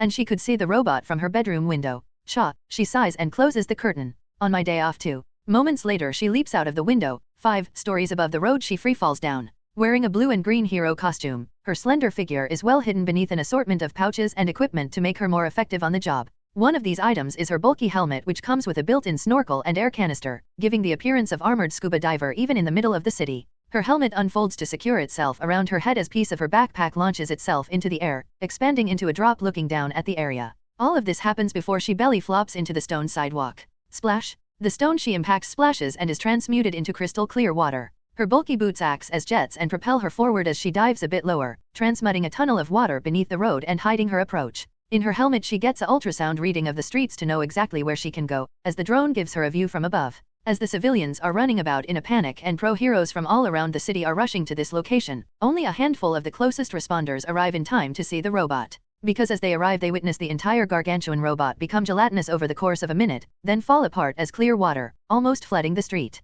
As people arrive and take out the phones to record, they see Transmutter pull herself out of the road as if it were a swimming pool. Her quirk is water transmutation. It allows her to transmute inorganic material into water, or water other inorganic materials. She can and has reached into a barrel of water before and pulled out perfectly crafted tools needed to rescue people, and her creations as so well made it's as if they were always the tool they are. And there is no time limit on anything she transmutes. Mexico's #1 rescue hero, but #3 pro hero overall. Brussels, Belgium, at the same time. Stepping onto the roof of a skyscraper hotel, a 13-year-old boy clutches a crystal puppy in his arms. Not a toy puppy at all, but an animated puppy made of green crystal was translucent. It nuzzles the boy as he steps out of the stairwell into the snow, and reaches up to bite the edge of his hat and pull it down properly, protecting him from the snow. He steps into the snow protected by his winter gear and holding his puppy and walks to the edge, and beside him is a tall, thin man, wearing similar and casual winter clothes as he walks to the edge. Whoa! The boy stares out as he reaches the edge of the roof, the stone wall ledge almost blocking his vision. A nice view, right? The man asks. Yeah, look, we can see it from here. The boy puts the puppy on the ledge and points out at the giant robot causing havoc in the distance. The man pats his head and begins fiddling in his own pocket. Yeah, those pro heroes are really giving it their all. I wonder how the new kids are doing down there. Everyone says that new kid's quirk is a lot cooler than mine, you know. I still think you're cooler. The man chuckles and takes his cigarettes out of his pocket. Yeah, well, I'm your dad, of course you think that. But just between us, I still think I'm cooler too. The man lights his cigarette and takes a long drag of it. He closes his eyes and focuses his energy, and a circle of blue energy begins spreading out from his feet. It encircles everything for 3 minutes around him as he leans against the ledge, and his so doesn't even react. Alright, let's start the show. He exhales the smoke as blue crystal lions begins rising from the circle. One of them rises directly below his son and holds the boy up so he can see better, and the others hop onto the ledge and begin running down the side of the building at full speed. Moments later nearly 50 blue crystal lions become blurs as they rush toward the enemy. Wow, his son is amazed at the sight of it, especially as in the distance the lions begins tearing into the robot. But ever so often there would be an explosion of blue energy, causing the robot to stumble after it takes damage, but the man also winces. Are you okay? His son asks. The man takes another drag of his cigarette. I'll be fine, just shouldn't be using this much energy with my condition, but can't just sit by and watch people die, right? Yeah, but you're sick. Yeah, but I'm not dead, the man says. Which is more than I would have been able to say for them. Besides, I'll be around to bother you and your mom for a few more years, don't worry about me. As the duo watch the robot fall, they enjoy this moment together. The soon-to-be retired #1 pro hero of Belgium, Leo Golf Lion Surge Dash. His quirk, Pack Tactics, is passed through his family to all the men, allowing them to manifest crystal versions of certain animals from an area they determine as their starting point. Their body begins releasing energy into this area to make the constructs out of it, and must remain within this zone to maintain them, but Lion Surge was able to overcome this by extending his senses through his constructs, and far surpassing his predecessors in the amount he can make. Capable of stopping entire swarms of villains on his own, even if he lacks a super destructive super move, his efficiency is commendable. And his quantity is a quality in itself. End chapter. Hi, author here. I hit a pretty rough burnout, so taking a small break from writing won't be more than a month long ideally. The next volume is amazing, everything we've been waiting for, as you can guess from the title being Ascension. So I need to be at my best when writing this. Thanks for understanding. Friday, January 27, 2315, undisclosed location. In a room of smooth and cold metal, eerily silent even as a dozen holograms play. Each of them display one of the massive drones currently attacking cities across the planet. There sits one man. Tech. A decrepit older gentleman who appears to be one step from death, at least judging by his body. He was frail, so much so that his bones were almost ripping through his own skin. Sitting in only a pair of long pants on a large metal throne, he has dozens of thick cables jacked directly into his body, and one particular cable plugged into the back of his skull. His eyes are glazed over, but occasionally, they flicker blue as he shifts the focus of his quirk. His pale skin nearly matching the few strands of gray hair on his head, and the sneer that forms on his lips is the only true sign of life he's shown in the past few days. Too many heroes. His throat struggles to speak after all this time in silence. His eyes shine with blue light as he focuses on one of his screens, seeing one of his massive spider-like robots attacking the Pentagon. Closing his eyes, he directly taps into the cameras around the battle, getting an up-close view via his technopathy. Even 7,000 kilometers 3449 mi away, the connection was instant. His dominance over technology was absolute, almost absolute. The Pentagon. Only minutes after his massive spider-like robot began lumbering toward the Pentagon, Star and Stripe had already taken off from New York to fly over. Compared to her, it was gargantuan, 75 m-246 feet tall and 50 m-150 feet wide. Its 8 legs keeping it stable, and guns and rockets are fired at anything that moves. But the pro-heroes and military responded immediately, launching their counterattack. In the precious minutes it took for Star and Stripe to fly into the battle, many lives were lost and hundreds of millions of dollars in destruction had been done. Arnob. Looking down from above, she narrowed her eyes, thinking of how to best approach this situation. The most overlooked downside of her quirk, New Order, by the very few people who know about it that is that it can theoretically do anything. Which means making the wrong decision is extremely easy. This forces her to consider the outcome of all actions before taking them. She could create a giant version of herself from the atmosphere and crush the robot, but that could set off any explosives in it. If she tries to move it, the same thing could happen, showering the city in dangerous projectiles. Breaking it apart could also cause problems, because to her knowledge this thing could be nuclear powered, and that's not a risk she can take. So in the second it takes her to assess the situation, she's already flown down and landed roughly on the robot. Krakum. The sonic boom she entered the battlefield with has all heads turning, and immediately smiling as the red, white, and blue blur enters their sights. The massive robot buckles from the impact, even with its 8 legs distributing the pressure, the ground below it cracks. The camera of every news drone and helicopter focuses on her atop the robot, seeing her get down on one knee to rest her palm against its reinforced metal armor. Deciding on the most logical course of action, Star focuses her mind. She deactivates her second rule, removing her ability of flight. Then speaks softly, New Order, this robot, down to its smallest parts, will be frozen in place. Mid-step the robot immediately stops moving, suddenly, as if no longer even attempting to move. Star stands up and raises a hand to her communicator. Get someone to take a look at this thing. I need to know if I should make it fall apart or not. From the looks of it, blowing them up is safe. That's what Blitz did, the rough voice on the other side answers. Blitz? The lightning guy in Germany? She asks. Well, that's what his name means in German, so yeah. This isn't just some crazy deciding to build a death machine. Sadly no, looks like a lot of other countries are dealing with the same thing. Keep this one frozen for as long as you can. Maybe we can pull some answers from it.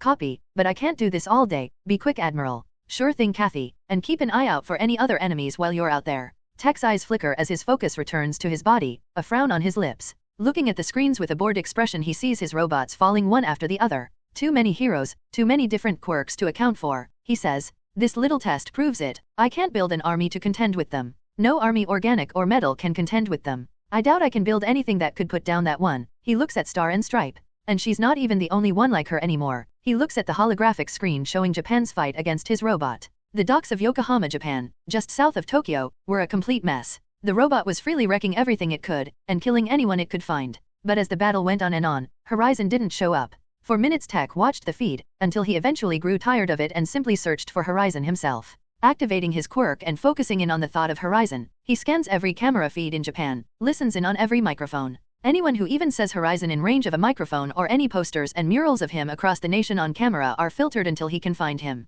But once again, Horizon eludes him. He growls in annoyance. Nizo, he mutters. Ever since Wolfram's blunder, Nizuhi's been able to just barely keep even his technopath-empowered technology out of his private network. But while that means Horizon would sometimes be in a blind spot, only a few such blind spots exist in the world. He's nearby in Horizon Tower but isn't rushing over to help. He must be busy with something else, Tech realizes as he cuts off all the camera feeds. But the results are clear even without his involvement. Building an army capable of defeating all the heroes and forcing humanity to submit is impossible, so I'll use the olden ways. As Tech says that his eyes glow bright blue, and they don't stop.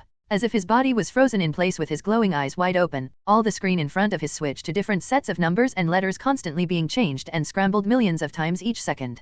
Containing many different languages, with many different alphabets. Because in the age of quirks and heroes, humanity has certainly not forgotten what made the first superpowers of the world some 4 centuries ago. And ever since then, countries have only improved the efficiency of their nuclear arsenals. With this, even those mystery class freaks won't be as powerful as me, because unlike them, I can be everywhere at once, Tech thinks as the information bombards his mind. I'll finally be at the top, as I was born to be. A god, because what else could a technopath be in this modern world? With this, I'll be stronger than anyone, and everyone. As he begins the process of deciphering the launch codes for the world's arsenal of nuclear weapons, Tech resigns himself for this long and taxing process. I've waited this long to have the world in my hands, what's a few more months, he thinks while shutting off his focus from the rest of the world, focusing only on the task at hand. Horizon Tower. In the absolute darkness of Horizon's bedroom, 2 people are sleeping peacefully. Ryoko has her arm and a leg draped across Horizon's naked body, softly purring in her sleep. Beep, beep, beep. Both their eyes shoot open, trained to always respond to the sound of the Hero Network emergency alert.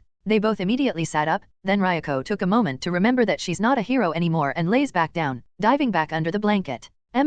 She groans as Horizon checks his phone. A moment later she hears Horizon speaking, Juzo, Yokohama, giant robot, take the team. Then she feels him lay beside her once more. You aren't going to deal with it yourself. I had a long and annoying night tracking some Noma, they can handle this without me. Ryoko giggles softly, you can just admit you want to spend more time with me, I won't judge, much. Horizon groans, believe what you want woman, he says while pulling her close and wrapping his arms around her once more. Within Horizon Tower there is no shortage of luxury. From the massive entertainment room to the entire floor dedicated to its indoor pool, it has everything a person needs to unwind after a week of fighting crime. But arguably its greatest asset is the gym in which Horizon currently sits. Within this massive room filled with both traditional equipment for the more normal users, and more high-tech weights and machines for individuals like Horizon and Dark Shadow who can easily move about weight by the tons. He sits on the sparring mats with his legs crossed, wearing only his body glove and visor, showing off the intricacies of his newly upgraded body glove to the missing audience. Now sporting even more defined plating layered atop his muscles, designed to accentuate his physique, while also having a blend of his own hair.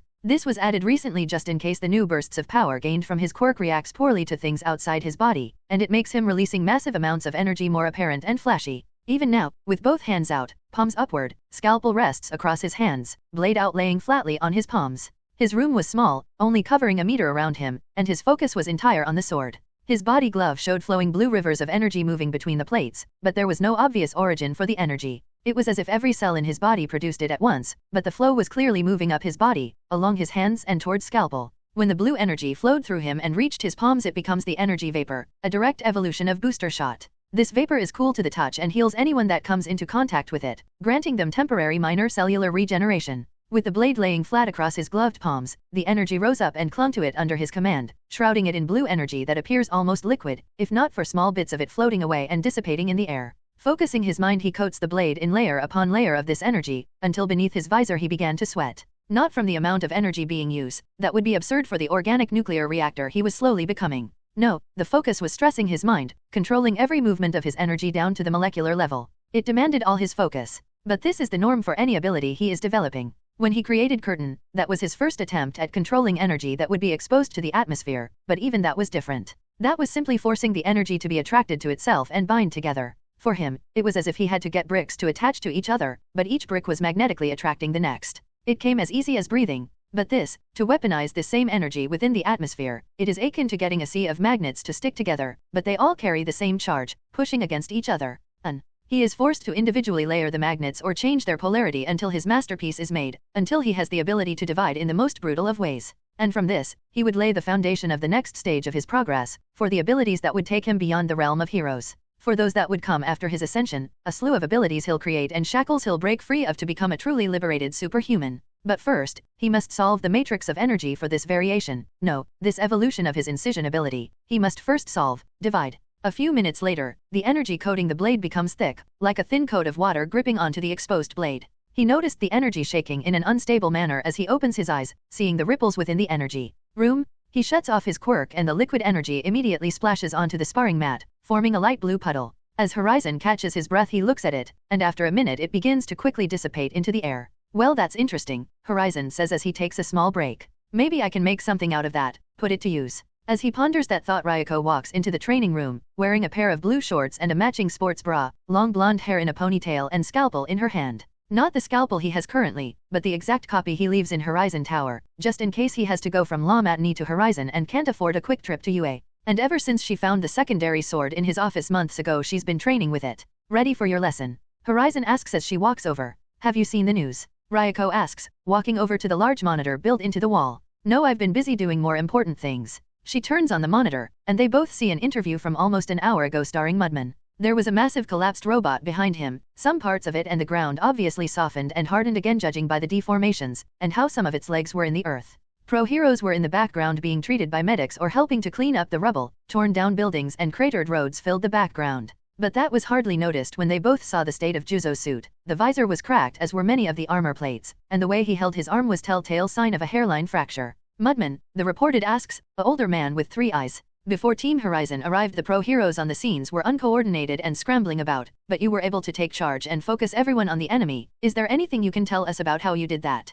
Well, I just figured if we stop the robot then it'll destroy less of the city and less people will get hurt. Horizon did pick me for his team since I'm good at coordinating people during chaotic situations and constantly adapting my plans. That's why I'm supposed to lead our team on any case if he has to step away for a bit, but we still have to take the specifics into account for this. For example, of the pro heroes that were already here, none of them really have quirks made for this kind of situation, so the best choice for them was definitely to evacuate and rescue people. I just happen to have a quirk that works great on giant robots, he says politely. I see, and is there any particular reason why Horizon himself didn't show up? The reporter asks. I imagine this situation could be handled within seconds by him. Oh, it definitely could be, but Horizon was busy. Juzo immediately raises his hand to stop the reporter from speaking. I can't say what he was doing so please don't ask, it's delicate hero work. I see, the man says. Well if. Ryoko shuts off the monitor, it goes for another 20 minutes of them praising your team, mostly Juzo obviously. Good for them, worked out perfectly, Horizon says as he stand up.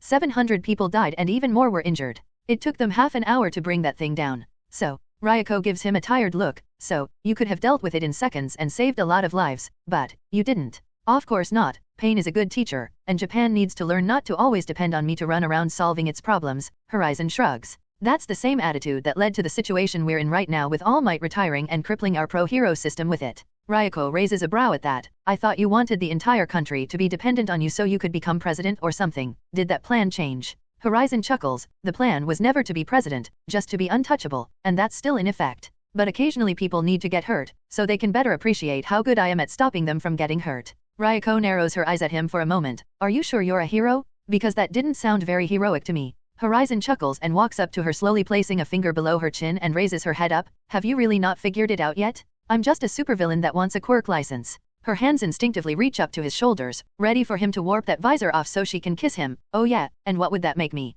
Mine, that's all you ever need to be. Ryoko begins leaning forward as Horizon immediately pulls away. Ryoko pouts and follows him onto the mat after taking off her shoes. Just so you know, you really aren't subtle with the way you just let bad things happen that you could stop. And yet you're still here, madly in love with me. Ryoko rolls her eyes. I just figured, with a quirk like yours, if you weren't some selfish cold-hearted jerk. Hey. She sticks her tongue out at him. You'd never rest, because with a quirk like yours, if anything bad happens you'd blame yourself, so either you be, well, you, or you'd go insane with guilt. That's a lot of mental gymnastics to justify me sleeping in instead of going to fight the robot. It's something I've noticed for a while. She takes a fighting stance with her scalpel. I was a bit worried when I did. Thought I was a villain. Thought I was crazy for not caring that you could be. She rushes forward, starting another of their practice sessions. Metal clashes and sparks fly, until an hour later Ryoko is laying on the mat drenched in sweat. One day, she pants, still catching her breath. I'll land a hit on you. You're still hesitant, Horizon says, standing above her. As he takes a seat beside her on the mat, she explains herself. It's a sword, it's sharp, and I am madly in love with me, I know, he teases. You're the worst. And you love me anyway, but hey, you're the one who wants to learn this. I know. She sits up beside him as the both look out the large windows at the Tokyo skyline. But swinging a sword at people still goes against my pro-hero instincts. One wrong move and I cut their head off. True, but that's what training is for. And that's why you have to use a real sword, to get over that mental hurdle. I don't know, still seems weird, and unsafe. It's how I learned, and I turned out great, Horizon shrugs.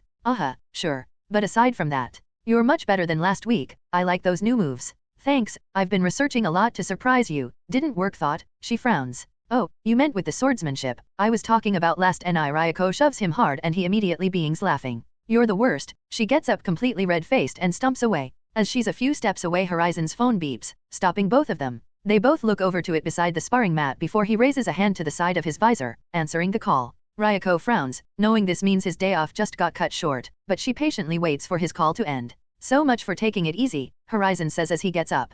Anything big? Got some intel on a Nomo lab, I'll be going over there tonight with some pros to clear it out, and this one should have a mainframe with good intel for us. I feel like you aren't supposed to tell me that, Ryoko points out as they begins walking out of the training room. Hey, I'm not worried. I've got one spy trying to get intel on me, and you aren't her, plus at this point I mostly trust you, he shrugs. Ryoko stops walking and turns around, raising her head to gently tap his visor. Mostly. She continues walking. Well, some things can't be helped. I know, she says sadly. But we've still got some time, how about we take a shower then I make us some lunch? That sounds perfect. Within the mountains of Jero, Japan hides a Noma manufacturing lab, hidden underground in the forest. Within this lab stands a slim man, tall with a head of curly brown hair. Wearing a lab coat over standard office attire, the only feature that made his quirk apparent were the walrus-like tusks in his mouth. All around him are large tubes containing gestating Nomu, more forces for Shigaraki to deploy when they're ready. And his job, maintaining the genetic integrity of these Nomu, overseeing the transformation process, recording it all for Shigaraki. The man is sitting at his desk typing away on the computer. On the screen is a constantly updating report of each and every Nomu in this building, alongside precious data that his mysterious boss has allowed him to record.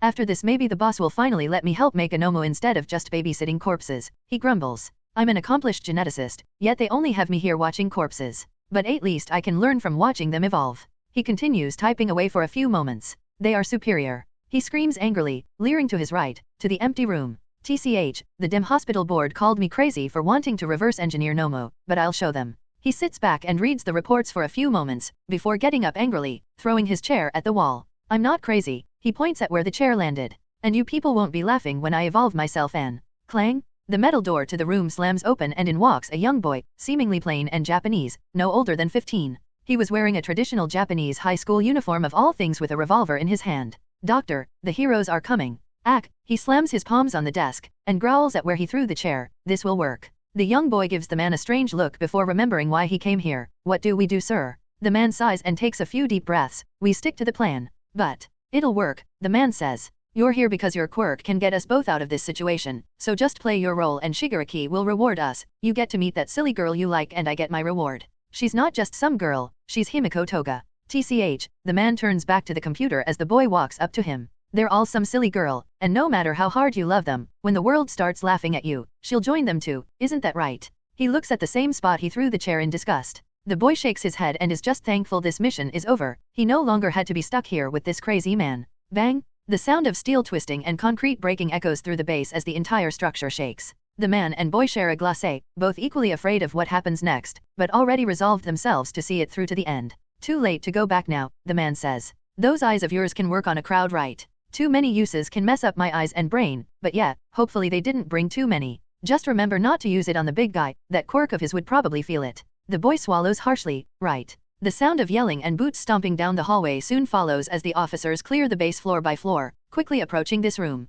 As the sound of footsteps gets closer, it immediately goes silent. The boy raises the gun, aiming at the door, his entire body shaking. Krang! The entire metal door suddenly implodes, crumpling itself into a metal ball and floating in the air. The man begins sweating alongside the boy, staring in horror as Horizon casually steps into the room and hovers the ball of metal in place above his head, slowly walking toward them. Scalpel hovers at his other side, not even drawn, even as the boy points a revolver at his visor. No threat. Horizon yells back at the hallway. Secure to other rooms, and have some men escort this kid out of here. Copy, he hears from the hallway as the armored officers continue searching the building. Horizon then drops the metal ball onto the floor and approaches the computer, looking at both enemies. He looks the doctor up and down, then turns to the boy who had the revolver barely a meter from his visor, still pointing directly at him. But the boy was trembling more than ever. "Put that thing down before you hurt yourself," Horizon says. The boy immediately drops the gun and raises his hands. I'm sorry. The gun hovers in place where he dropped it and Horizon sighs. "Don't drop loaded weapons," he says as some officers enter the room.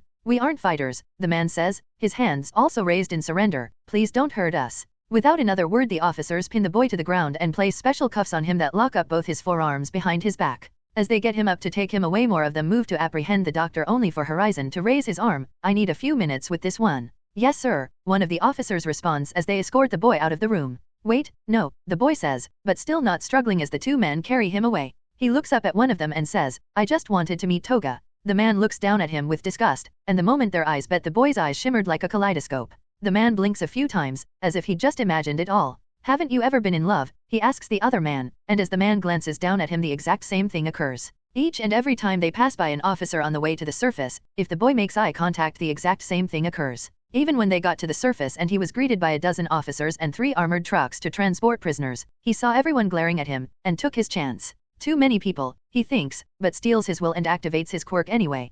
Pushing his limits, his eyes shine much more visibly for a moment, pain racks his mind and body. His vision now becomes permanently blurred as the result of forcing his quirk beyond his limits, and his brain struggles with maintaining control of the commands. He stumbles and falls over, only held up by the men escorting him. As they get him back on his feet they look at him, seeing blood flowing from his eyes, nose, ears, and mouth. His eyes are bloodshot and slightly gray now, all the veins on his head raised and bulging. "What the hell, what's wrong with him?" one of the men yells as they continue dragging him to the transport. "Should we go get Horizon to take a look at him?" his partner asks. "Who gives a fuck?" one of the men standing beside the truck asks, glaring at the boy. "He's a villain, just throw him in the back. Scum like that isn't worth the hospital trip," he says while opening the door to the back of the truck. "This one is still a kid, you know," one of the men says even while laying him on the floor in the back of the truck. "So we're a lot of the people the League of Psychos killed, and he joined them. He ain't a kid anymore." The man shuts the back of the truck and locks it. "Anyone else down there?" "Just one other man. We'll load him in the back when Horizon's done and take them to an outpost. Everything else is just those Noma things." In the lab, Horizon was holding the doctor in the air by his head, hands wrapped tightly around the man's skull as he slowly crushes it. "I read about you," Horizon says as the man struggles in his grasp. "Wife kicked you off of the board of directors for the hospital you founded together because you went crazy, right? Obsessed with researching Nomu." The man continues struggling, eyes going red and his jaw and teeth begin breaking, blood flowing down his face and onto the floor. But Horizon's hands were glowing blue, constantly healing him, keeping him awake to experience the pain. "You were a top suspect for people we thought would join Shigaraki. Guess we were right, but you disappeared before the cops could get to you, huh?" Horizon loosened his grip slightly. "How did you contact Shigaraki?" "He found me," the man struggles to say, some loose teeth falling from his mouth. Horizon drops him to the floor before reaching down and grabbing his shoulder, lifting him up with one arm, keeping contact to find any lies. "What are you here to do?" The man struggles to catch his breath, clearly taking too long as he suddenly feels the bones in his shoulder cracking. "Arg? Observing these Nomu? I swear that's all. He said I could do real work on them after proving myself. They're the cure to humanity, and I want to study them, to perfect them. Are any of these Nomu operational?" Horizon slightly releases the hold he had on the man. "No, they're not developed enough. Their nerves don't fire properly right now, and their brains can't function to do more than breathe." Horizon glances past the man at the computer. "Is everything you recorded on that computer?" "Yes, it's all there, I swear." "And the people who became these Nomu, do you know the names?" "What?" Horizon continues crushing his shoulder even harder, shattering some bones but still holding him up.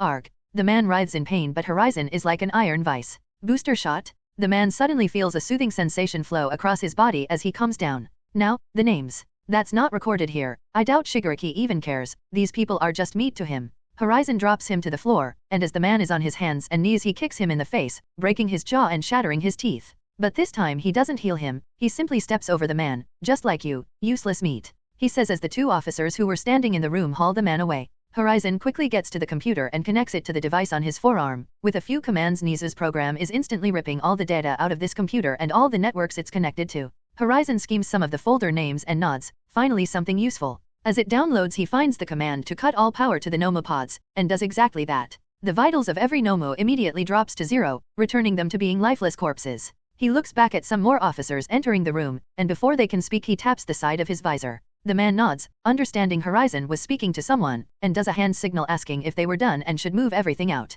Horizon responds with a thumbs up and everyone gets back to work. As the men are working, Horizon's call connects. Hawk's Hero Agency. Laying flat on the couch with his feet up, Hawks enjoys his pack of potato chips. Standing nearby leaning against his desk is Dabby, glaring at the nonchalant pro-hero, clearly annoyed. It was late at night so the agency was mostly empty, all the sidekicks are out on patrol while only a few remain in the building to act as communications and logistics. This allowed the villain to warp into Hawks's office for a private meeting. Beep, beep, beep.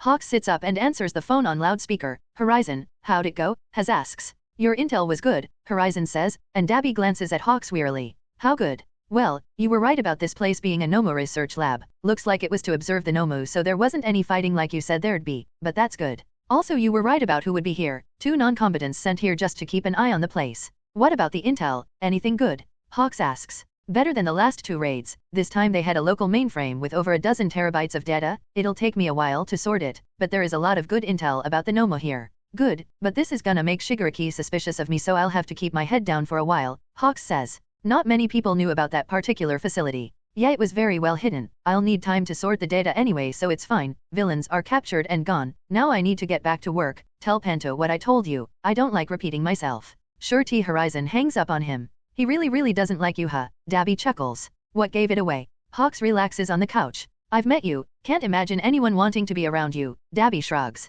You and your bad jokes. Everyone loves me, Hawks says. But seriously, looks like it worked. Shigaraki offering up that data and facility should make Horizon question my intel a lot less, especially since this is the 3rd time in a row we've done this. Yeah, but this time we get something back from it, Dabby says. The public is getting a bit too relaxed. Gotta remind them that we're still on the loose. After tonight Panto won't be able to keep us out of the news since she'll have to explain why a bunch of cops are dead. Yeah, and next time we do this, Makia deals with Horizon for us, Hawks says. Dabby narrows his eyes at Hawks. What, admiring my handsome face? Hawks grins. Dabby rolls his eyes. I was thinking maybe you would have been a good villain after all, but you just had to ruin the moment. You're softening up to me. TCH, go fuck yourself birdboy. Dabby takes a step away from the desk.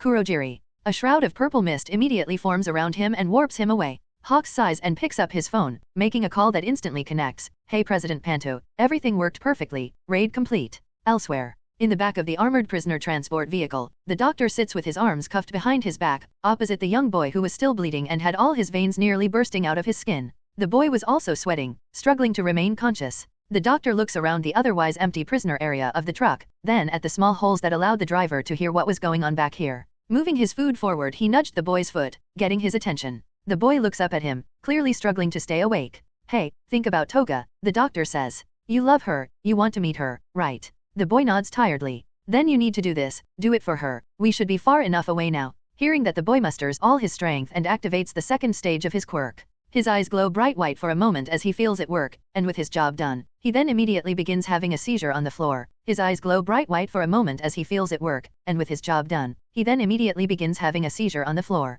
Seeing this, the man doesn't react. He simply leans back against the cold steel of the armored truck and waits. Scree! The truck's tires grind against the road as its driver slams on the brakes. HNG. The man is thrown out of his seat and onto the floor, but smiles. The kid really pulled it off. Getting off the floor, he moves toward the door, hearing some chatter outside. He presses his ear to the door and listens carefully. Hey, what's going on? Why'd you stop? One man asks, likely the driver of the vehicle behind them. He doesn't hear anyone respond. The man then hears the locks on the door moving as someone opens it. He quickly steps back as the doors open to see 4 men looking at him, all armed and armored officers. One of which looked confused at what was going on. They were stopped on a desolate mountain path, late at night, perfectly isolated. What the? Why'd you? Bang! One of his friends quick draws their pistol and shoots him in the head, and nobody even reacts. The doctor looks around, seeing all the men unresponsive, so he takes a moment to look around, skeptical that things would work this easily. Walking to the side of the truck on this desolate mountain path, he sees the officers in the vehicle ahead of them also standing idle and unresponsive.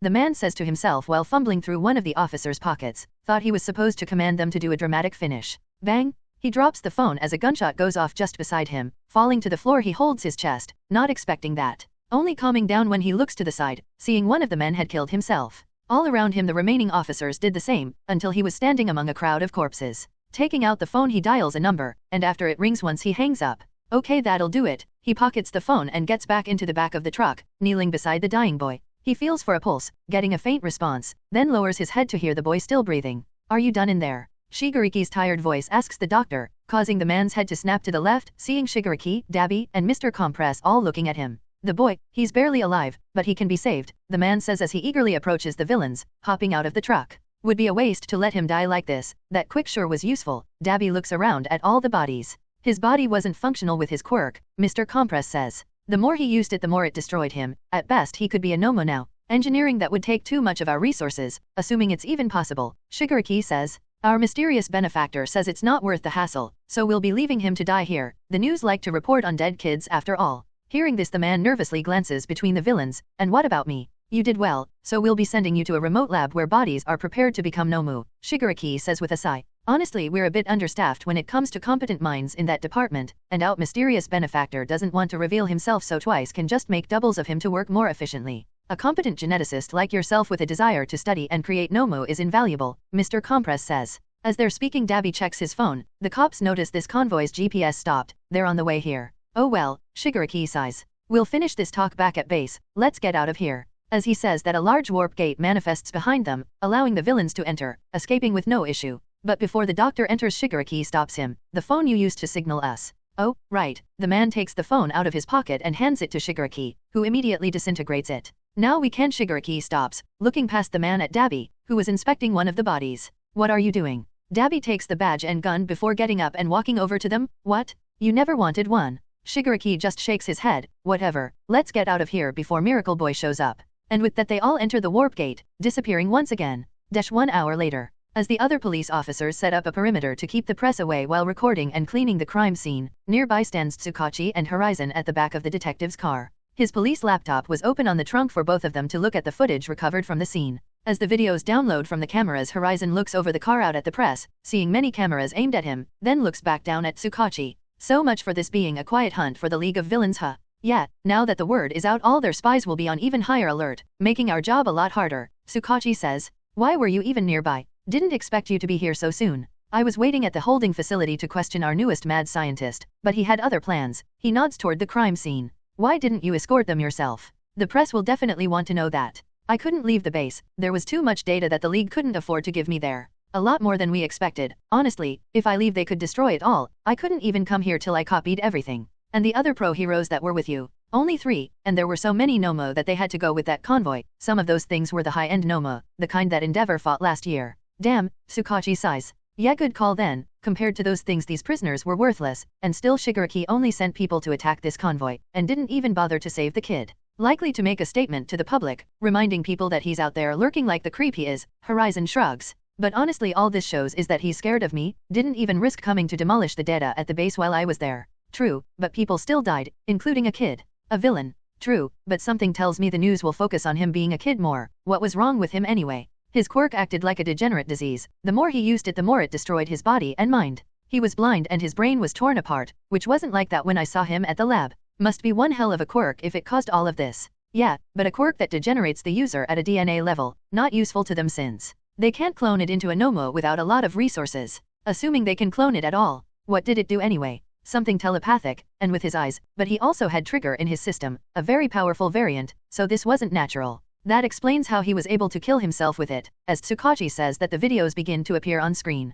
Now let's find out exactly what it does. A few minutes later they piece together enough footage from all the videos to figure out exactly what happened. So he made them into some kind of sleeper agents via eye contact, Tsukachi says. That's messed up on so many levels. And it explains all the mental strain, Horizon says while typing away on a projected keyboard via the wristband May made him. Anything from your search? Just one. Looks like one of the components of that new trigger formula comes from Uthian, a flower that only grows there. Uthian? That far away? Tsukachi rubs his chin. Guess I'll send this up the chain of command, get them informed of what's going on, but it's likely just someone exporting it or growing it somewhere else anyway. I wouldn't be so sure. Ryukyu and I questioned a chemist last year about trigger. He said there was some kind of contest held by someone, they paid a lot, and the goal was to create the strongest variation of trigger possible. A lab in Europe won. A lab in Uthian maybe. Then I definitely need to get this up the chain of command. I'll make a few calls tonight. Good, now I need to get back to the tower. I'd rather not be seen outside of Minato, Tokyo for too long. Working on sorting all the Nomu data tonight. Yeah, what better way to spend Friday night, right?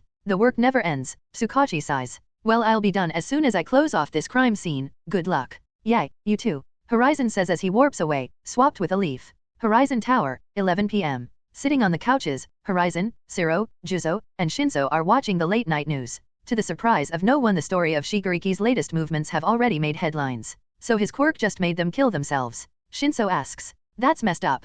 says the guy with brainwashing. Zero says, yeah, but I can't make people do anything that they know would get them hurt. Can't even make them walk off a roof, much less shoot themselves in the head. Not yet, Horizon says, but with enough training you'll get there eventually, hopefully. But his quick was more like he'd give a hypnotic command that can be activated later, making people into sleeper agents. The trigger just amped it a lot, but that quirk also killed him, so you know, more power, more drawbacks. Unless you're you, Juzo says, all the power, no drawbacks, right. That's one way to look at it, but with me the power is the drawback. I thought the fishbowl on your head was the drawback. Zero asks, and both the other boys start laughing as Horizon just sighs. I need a snack. Horizon gets up and walks over to the kitchen, still in view of everyone on the couches. Can you get me some chips? Thanks, Juzo says. As the news finishes, Zero checks his phone, and a wide grin appears on his face. Good news, Yui is in Tokyo tomorrow. Well, in Chiba. Why the hell is she in Chiba? Shinso asks. Something about a villain they're looking for being part of a group in Chiba. Honestly, I wasn't really listening. What a great boyfriend you are, Juzo says.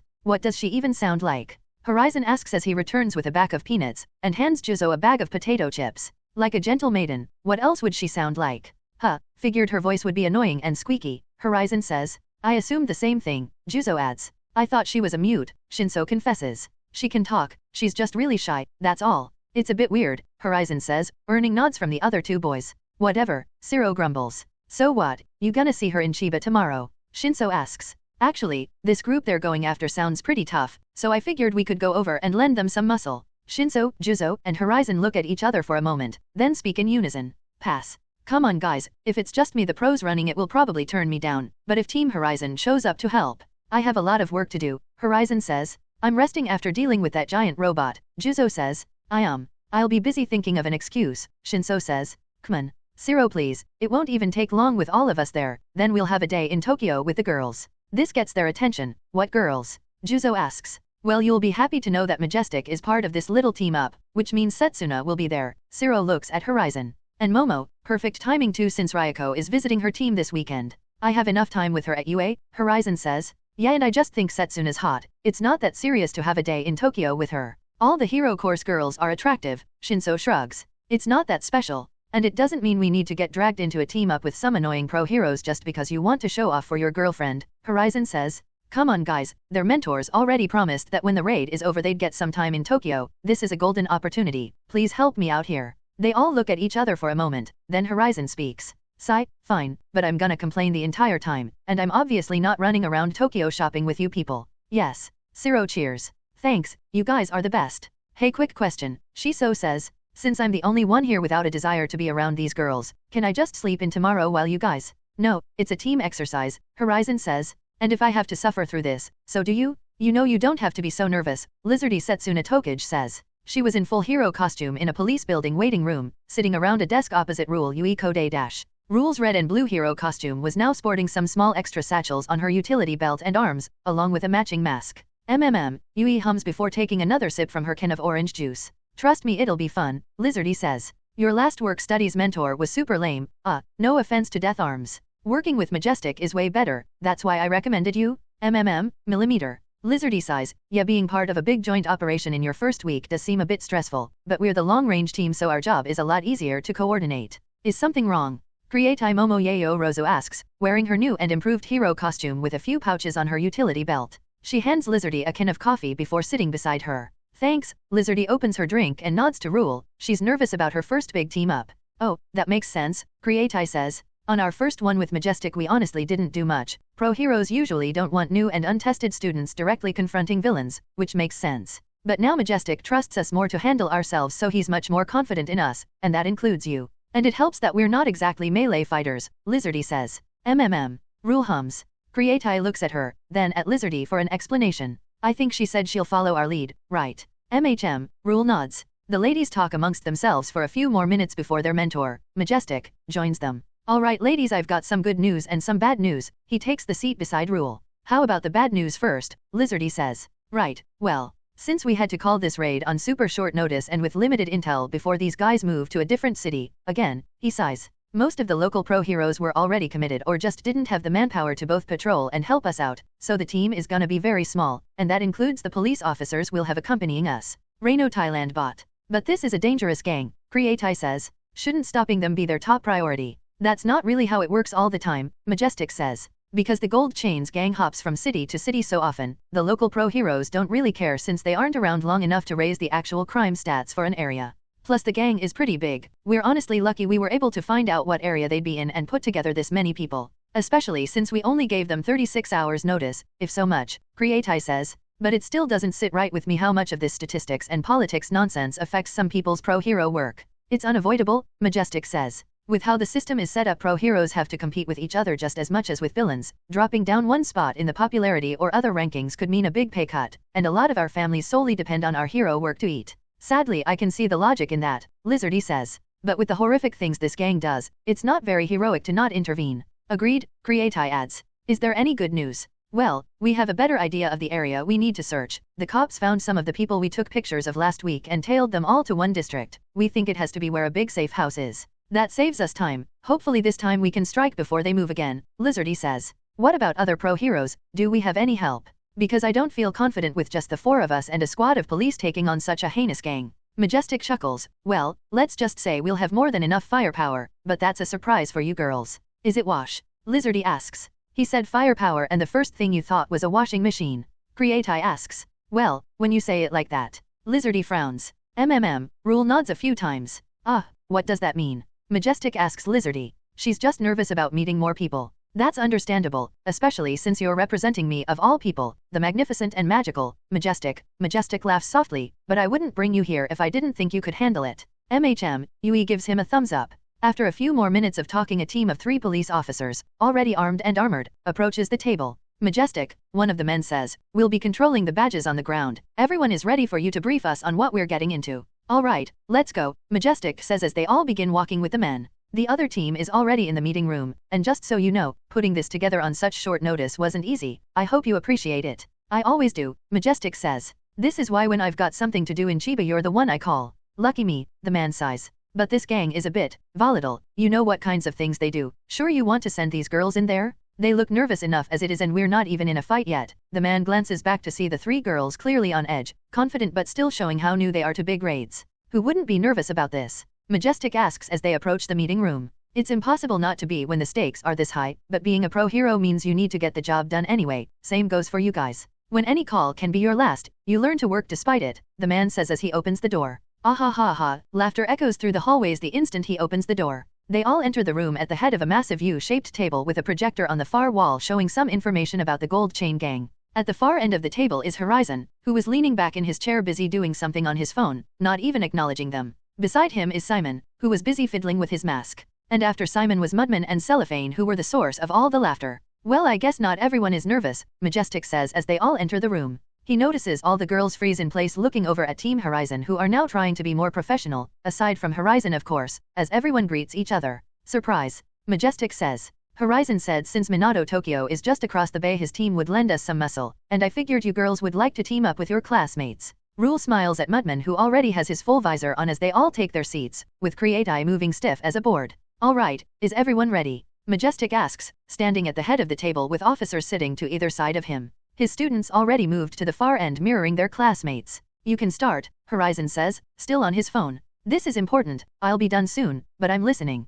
All the officers and Majestic resist the urge to groan as he seemingly ignores the meeting. Majestic takes a deep breath and begins, right, well let's get started. It's currently 6 a.m. By this time tomorrow the Gold Chain gang will be gone from Chiba, and since my source is now most likely dead, I won't be able to know where. They move around a lot after pulling off certain jobs or getting too much attention. The crimes are hard to piece together because they never get caught and take advantage of how our law enforcement and pro-hero system is. Finding a pattern is hard when you have to put together the individual crimes of almost 50 people all across an entire country. And just when we get their scent they move and the process starts all over again. The leader is a villain that goes by Gold Chain. He's a real monster. Majestic takes the control for the projector and goes to the next slide, showing a man with a mouth of gold-plated teeth and surprisingly no gold chains on his person. No gold chains, shouldn't he be Gold Grill or something? Cellophane asks. We believe it has something to do with his quirk, and considering the fact that some of his victims look like they were beaten to death by chains, it's likely the case. But we weren't able to find any kind of material in the wounds so his quirk is still a mystery to us.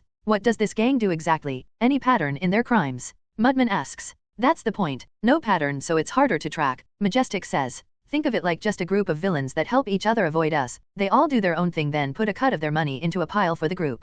This isn't really uncommon since All Might started his war on villains. but one this sophisticated is concerning, Cellophane adds. How long did it take you to get this info? Weeks, Majestic grimaces. They've got people that do everything from pickpocketing and car theft, to robbery, burglary, break-ins, murder, rape, organ harvesting, blackmail, kidnapping, extortion. If it makes money or gets them a thrill, they can do it, so long as they contribute to the pile. So no need to be gentle with them, Cellophane says. That makes things easier for us. Yes, but the problem is we have less than 24 hours to find and raid their base. Majestic goes to the next slide, which shows a map of the nearby districts. My source confirmed it's within this area, but I lost contact with him before I got an exact location. With the help of the police officers and some other leads I have, we can find this base within a few hours. The next step would be having some scouting done before entering, since we don't know what we'll be facing. After that, simple takedowns and arrests. We move quickly and crush them, but unfortunately we're going in blind regarding quirks. Now remember, these guys spook easily, so if you see one of the marked members, don't engage, report back and await further instructions. Is everyone clear? Yes sir, the girls aside from Rule both say, while Team Horizon just glanced over at their leader, who was still on his phone.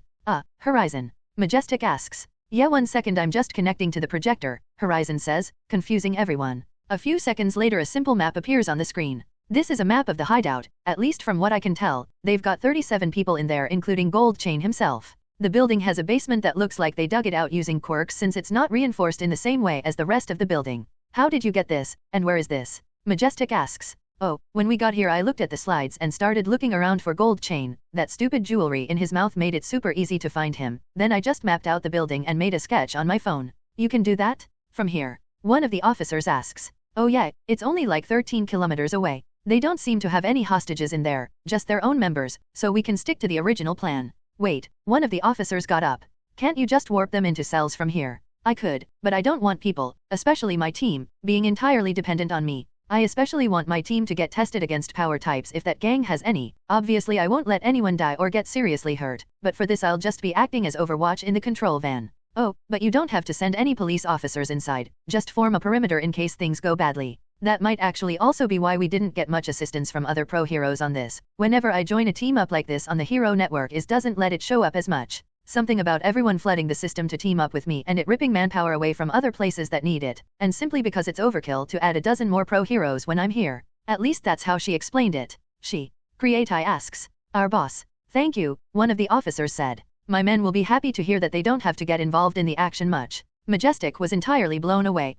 And here I almost thought you were just being a cocky, disrespectful kid. Only to the villains, Horizon jokes. Right, well I guess that leaves the planning to do, Majestic says. Normally I'd want to send as much firepower as possible in there, especially since my students will be involved, but you're sure you'll be able to warp anyone out before they get seriously hurt? I promise you, if anyone is about to get hurt I'll either warp them out, or join the fight myself. Well, I guess since I'll be going into it should be fine. Now we just need to plan our attack. Majestic sits to take a look at the map.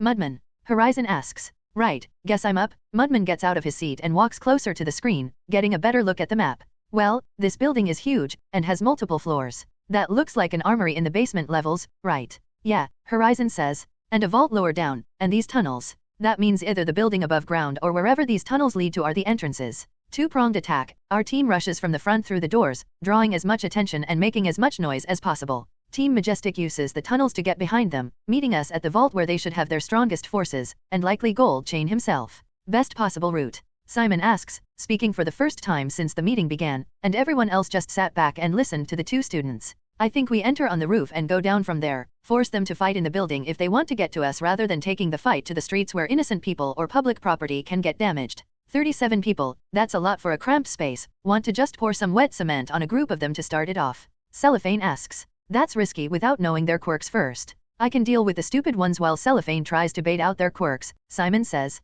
And you stay a floor above and get your quirk ready. Think bigger, Horizon chimes in, silencing his team as they try to figure out what he saw that they didn't. You've got new assets at your disposal, use them. He gestures to the girls and Majestic.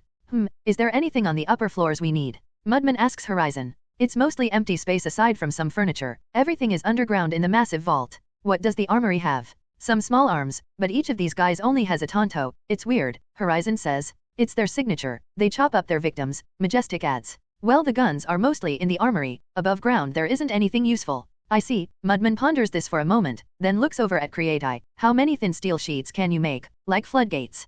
Creati tilts her head slightly. How many square meters do you need? Shambles? Horizon warps back into the back of a disguised police van, filled with monitors and other devices to coordinate efforts on this raid. Both officers from the meeting earlier were sitting with their headsets on, watching the screens, patiently waiting as everyone gets into their positions. Majestic and the students were closing in on the building while the officers already formed a perimeter on nearby rooftops. Both commanders look over at Horizon as he sits beside them, only to see him with a large cardboard box, gently placing it down on an empty table. Got everyone breakfast for after this is done, he says. It's from this place with great egg sandwiches, hope nobody is allergic. You went to get breakfast, one of the men asks. I thought you were preparing for the raid too. Prepare? I'm already here, not much else to do. Horizon shrugs as he leans back in his chair. Sorry if that came off as an insult, the other man says. It's just, we've even worked with All Might before, and you're very carefree, compared to what we're used to. I took no offense from it, it's understandable to those who don't have the full picture, Horizon says, but if you had Hand of God, you'd understand.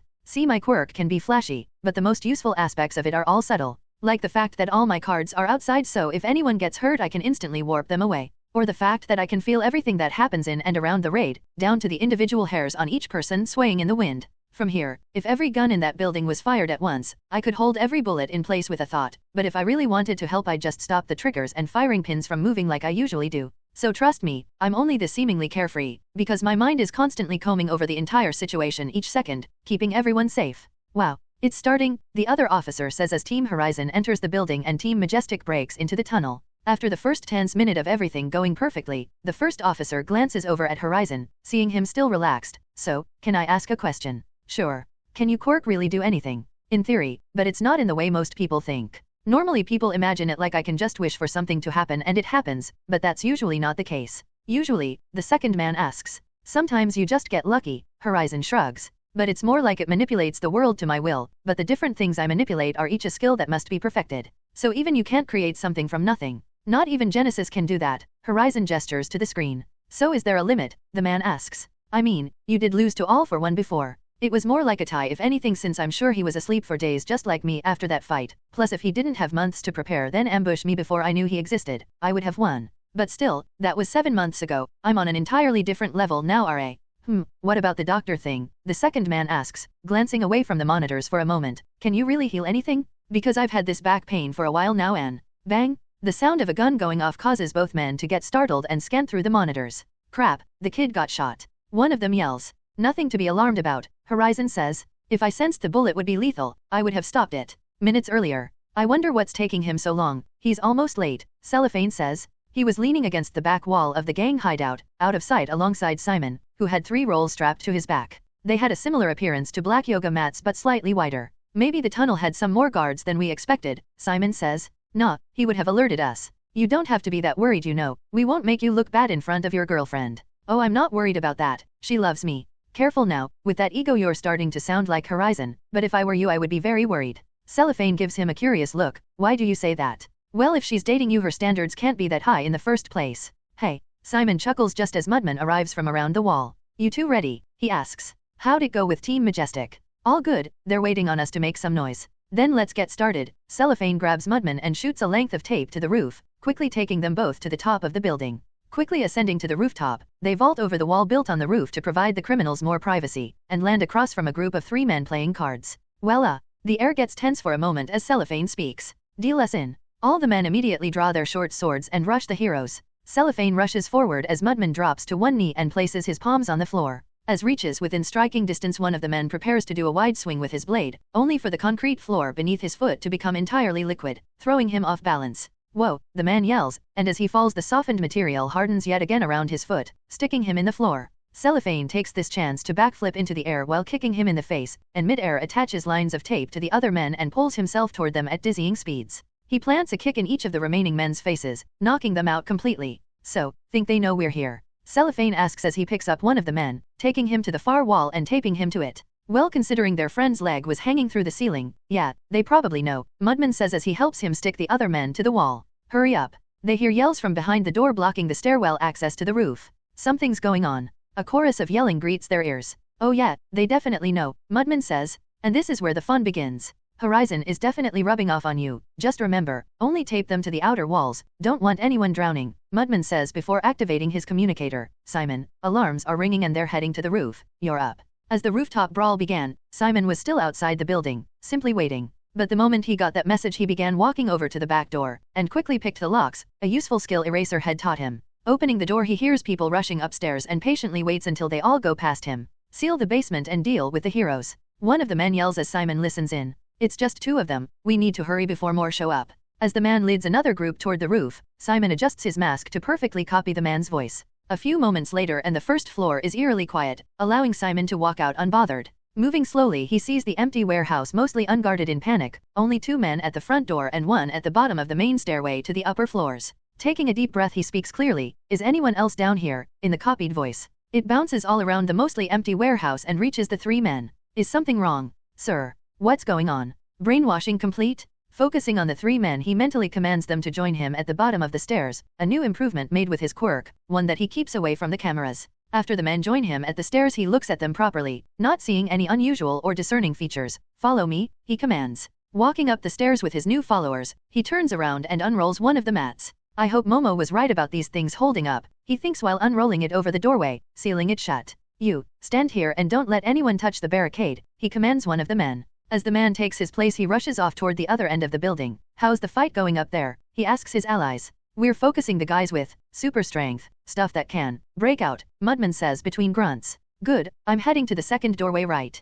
Bang! A gunshot rings out through the building. HNG. Simon grunts and immediately takes cover behind a wall. "Get down," he commands his followers, and they both lay on the floor. Taking a few deep breaths he focuses on his quirk, focuses on not losing his control, now more thankful that even for all the grueling training Horizon put him through to make his pain threshold that much higher. Bang! Another shot goes off, directly into the concrete wall at his back. "Simon!" Mudman yells. "I'm fine, focus on your fight," Simon says. He glances out from cover for only a moment, then moves back just in time for a bullet to go flying past his head. "Seriously? Not just using a gun, but shooting me in the back? How can you be such a coward?" "Well, brainwashing complete?" Simon breathes a sigh of relief. "If there was anyone else on the floor with you, before me and these 3 came up the stairs, fire your gun into the air." He waits for a moment, and after hearing nothing he peeks out to see the man standing there like a statue, revolver in hand. "Honestly surprised it took this long before I got shot," Simon says with a groan as he walks up to the man, hand on the bullet hole in his shoulder. "But I'm guessing Horizon is gonna make me do a lot more training because of you. Thanks a lot for that, jerk." He takes the gun from the man.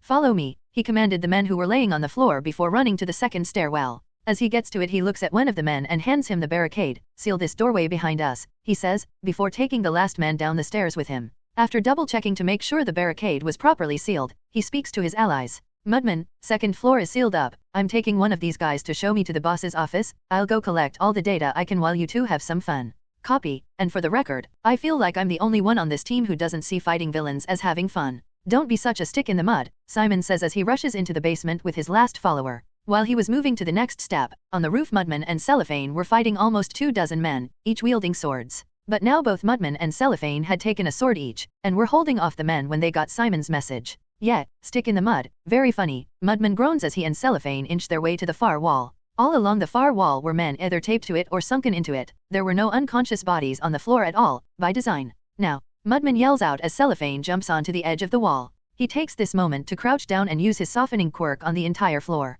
By now all the men were aware of his quick, especially since it wasn't much of a mystery judging from his name. But what they didn't expect was for the floor beneath them to not have the consistency of mud, but of water. The entire thing fell away instantly, and by running his quirk through the small platform he left for himself to stand on, down the outer wall and through the building. When they harshly landed on the 4th floor in the building, it immediately developed the consistency of wet mud. AHH. The men scream as they fall down to the 3rd floor of the building. All the columns, furniture, anything but the outer walls of the building were immediately liquefied. And as the men impacted the 3rd floor, that too fell away beneath their feet, dropping them directly down to the 2nd floor, with up to their shoulders in grey muddy water. The window of the buildings break as liquefied matter begins flowing out, but the sealed doors ensure it stayed at least waist level. Net shots. Cellophane yells out as he launches some pre-made nets of take from his suit, blanketing the other group in it and making it more difficult for them to get up. "Looks like pretty much everyone is standing up now, no risk of them suffocating," Mudman says as he deactivated his quirk, instantly returning all the liquefied matter to its solid state, locking the men in place.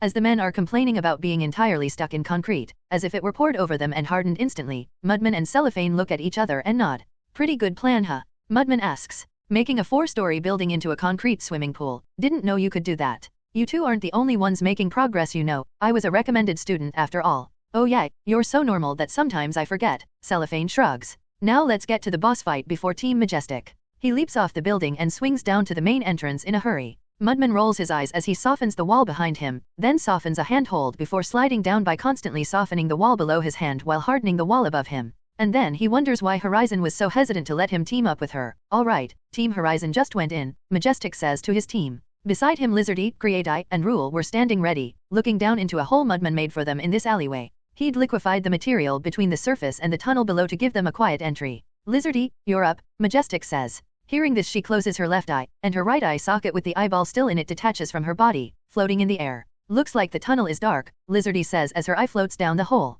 One of her ears then detaches and follows it. Can't hear anything either. Oh, I see light in the distance, toward the main base. Well, it should be clear enough for us to enter without being noticed. We just have to get to their armory and seal it up, Majestic says. Everyone on. With a wave of his hand he creates 4 prismatic rings of energy as large as manhole covers for them to hop onto. Quickly taking everyone into the tunnel, the rings provide light to see the roughly cut stone surrounding them. Definitely some kind of quirk to make this, Majestic says as he carries them toward the base. As he does, Creati makes a small steel square, the size of her palm, and hands it to Rule. She activates her quirk on the item and drops it behind them, suddenly expanding it until it completely seals the tunnel. Alright, get ready for a fight, Majestic says quietly as they reach the main base. They stop and quietly peek out, seeing only 8 men there preparing to move upstairs, arming themselves with swords and knives. Majestic looks at his team, and they all share a nod before bursting into the room. Magic. Majestic yells as he forms some prismatic energy rings, breaking away from his students and drawing all the enemy attention onto himself. One of the men instantly reacts and punches in his direction, and out from his fist fires a stream of high-pressure water.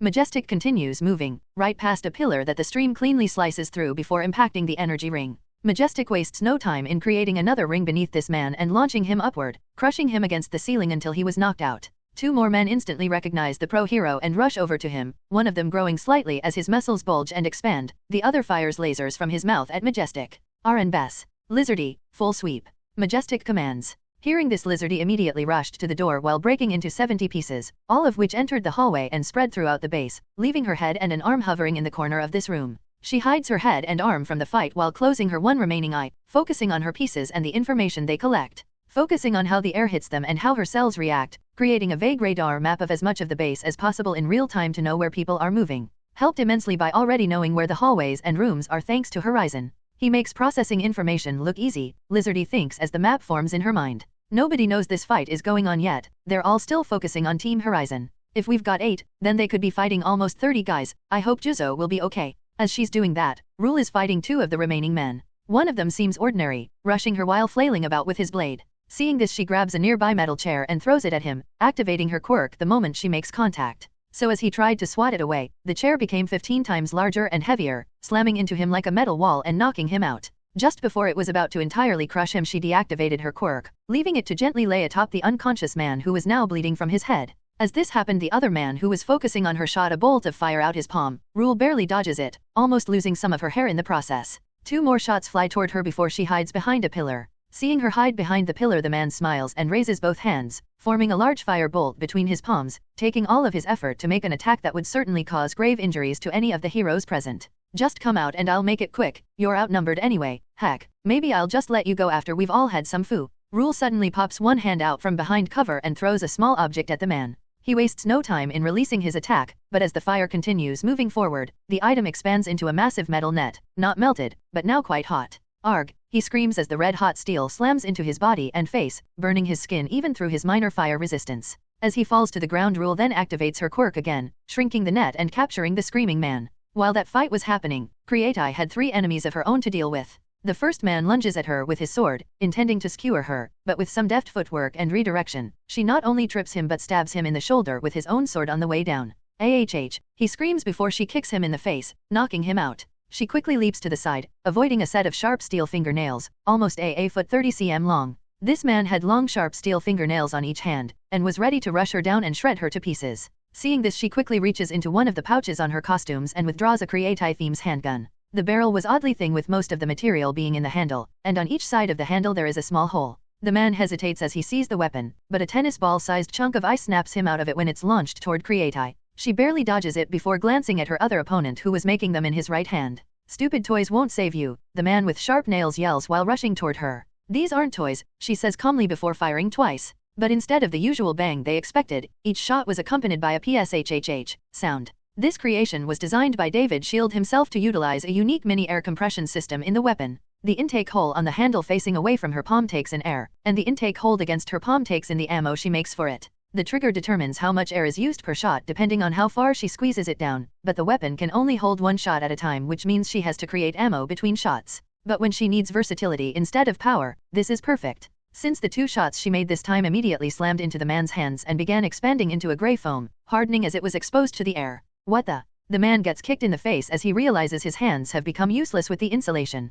Creati immediately spins around and aims her gun at the man who launched ice at her, just as he's aiming an ice spike directly at her. And they both freeze for a moment, holding their breaths as they're in a standoff. The man looks into Creati's eyeless mask, but on her body he finds not a drop of hesitation or fear. And in his eyes, she sees the soul of a man that easily takes lives. But this was never a duel. Magic. Majestic's yell is followed by the large brawny man he was fighting crashing into the ice user, knowing him out and sending them both into the far wall. Creati lowers her gun, noticing all the fighting was now over. Well, that was almost fun, she says. Yeah, almost, but it's not quite over yet, Majestic says as he walks up to her, gesturing at the brawny man. What's his quirk? Creati asks. Some kind of generic muscle quirk, but it makes him such an annoying sandbag. Do you mind? It's no problem at all, sir, Creati says as she takes aim at the man. As he gets onto his feet and begins rushing at them, then fires a shot directly at his mouth. Just before impact it capsule activates, and as it enters his mouth the foam expands blocking all his airways. The man drops to the floor as he suffocates, writhing in pain.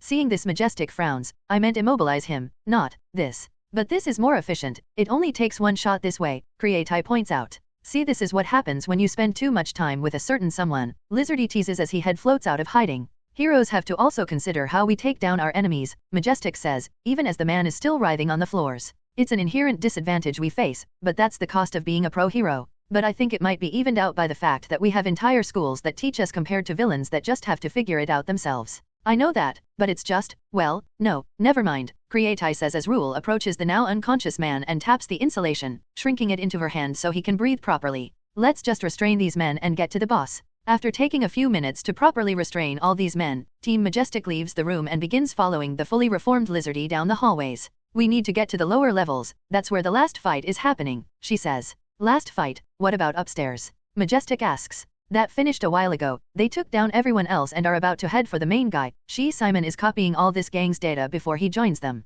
Wow, no wonder you girls were nervous about looking bad in front of them. These kids are better than a lot of pro heroes, Majestic says. Now I get why Horizon is willing to sideline himself instead of just joining the fight. Yeah, they're pretty cool, Lizardy says. How long before Simon joins the fight? Creati asks. With his quirk he could end it instantly. Not sure, but they reported that he got shot, Lizardy says. What? Both Creati and Majestic yell while Rule's eyes wide. In the shoulder, Lizardy says. But he lost a lot of blood, that will affect his concentration, and his quirk. Either way we have a job to do, Majestic says as they quickly approach the fight, the sound of stone breaking already reaching their ears. They prevented his escape. No, we simply need to apprehend him, Creati says as she readies her guns. Get ready, Majestic yells as they approach the door. Magic. He forms a ring of prismatic energy then shifts it into a bolt of energy, blasting open the heavy steel door. They all rush into the room and are immediately greeted by a large golden chain, seemingly constructed of energy, whipping directly toward them. Magic. Majestic yells out, throwing his arms forward and forming a ring of prismatic energy which the large golden chain bounces off of. Before their eyes it seemingly moves as if alive and whips back to the other side of the room at incredible speed, directly at Cellophane. As he quickly fires a line of tape to the side and pulls himself toward it, avoiding the attack, Team Majestic gets a proper look at the fight. Gold chain was hovering in the middle of the room. There were golden glowing chains of different sizes forming on his clothes which were glowing in the same color. Some of them were attached to the walls, floor, and ceiling to keep him aloft. But most of them were thrashing about to strike Cellophane and Mudman. The man himself was thin as they saw, and plain looking for a Japanese man, his grill of golden teeth showing every time he growled at the heroes. Ladies, circle him, he can't have eyes everywhere, Majestic says as his team enters the fight. Genesis and Rule break off to one side, opposite Team Horizon, while Lizardy takes a few of Rule's shrunken objects and begins floating them about the battlefield on tiny pieces of herself. What took you so long? Madman says as he avoids a few strikes and is promptly joined by Majestic. Didn't think that. Majestic forms 2 prismatic rings below them, quickly launching them both into the air to avoid chains sweeping the floor. Dash, your team would get here so fast. We get that a lot, Cellophane says as he's hanging from the ceiling, but fires 2 lines of tape to grab them both, pulling them away from a trio of chains fired at them like spears. As they get out of the way, Gold Chain feels something hit the back of his head and winces, only for foam to immediately begin forming around his head. What the? His head is shrouded in golden energy before a few tiny chains manifest on it, scattering to foam to the floor below. Looking around, he sees the female heroes on the battlefield and locks his sights on Genesis. Another capsule flies directly at his face, only for a chain to manifest on his body and bat it away. Annoying bitch, trying to choke me. He flings his arms forward, and a collection of sharp-pointed chains manifest on his back and arc above him, raining down on her like arrows. Technically I was trying to suffocate you, Genesis says as she fires directly into his attack, but this capsule shatters and forms a smoke screen that seems to linger in the air around the man. She leaps to the side as all the chains begin spreading out, and forms a tungsten tower shield to crouch behind, holding her ground as vibrations ring through her arms. The golden chains shatter against the shield and dissipate before they fall to the floor. He can't see through the smoke, his targeting was off, Mudman says, so we know he can't sense us with these chains. We need a minute to regroup, Majestic says.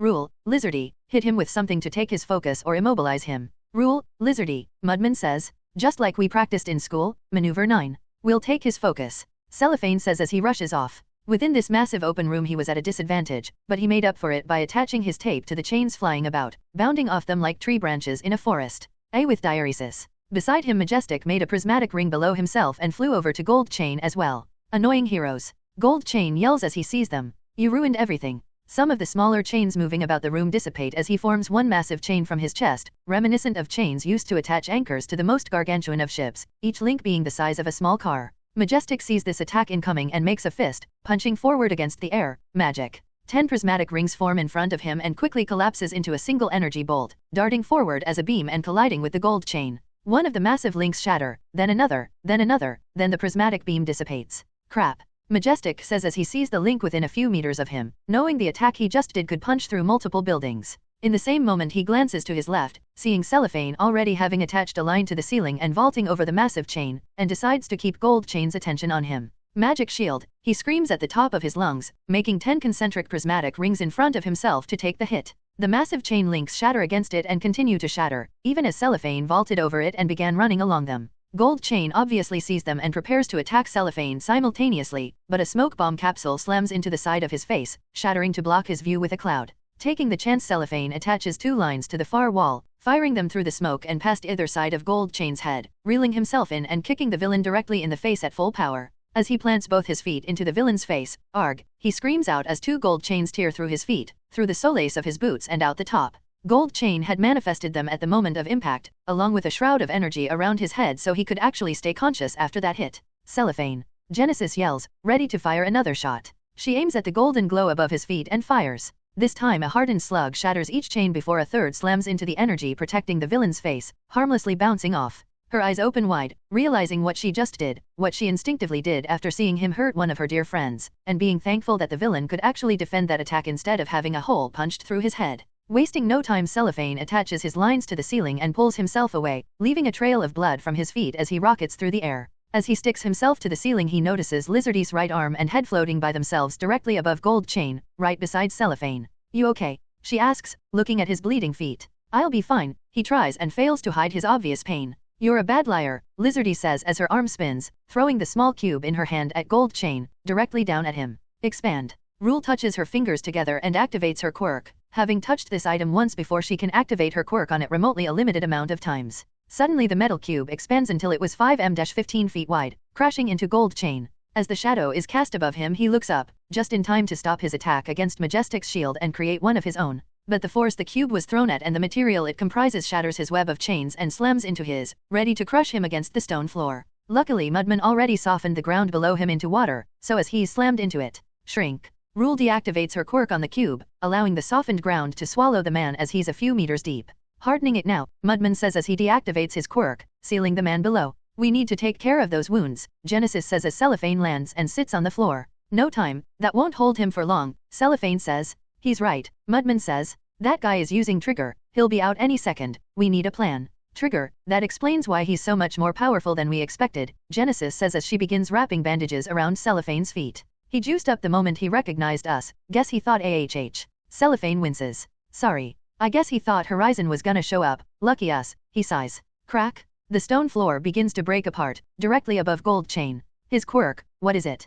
Majestic asks. Hard light constructs, Mudman says, but he only makes those chains, different sizes, and some things can be altered, but always chains. Do we have a plan? Lizardy asks. Yeah, the ground shakes as another crack forms. Simon is on the way down, He finished downloading this gang's intel cache and treating his own wound. Now he should have enough energy to shut this guy down. Crack! A massive fissure forms in the stone floor as multiple gargantuan golden chains erupt from the ground. I thought Trigger gets weaker over time, Majestic says while simultaneously forming energy rings below the students and moving them to safety. It should, but he's getting strong. This variation was purple, Cellophane says. Another unique formula, Lizardy grumbles. They all continue to back away, with Cellophane being supported by Genesis, the adrenaline now dulling and taking his ability to stand with it. You know, I don't mind fighting villains, Lizardy says. But stuff like this is why I'm a long-range recon specialist. As the dust clears they see more and more massive chains forming, attached to thinner chains that expand the farther away they are from the villain's body. Dangerous things like this is why my wife also asked me to step back from being a frontline combatant, Majestic says as he takes a few steps forward.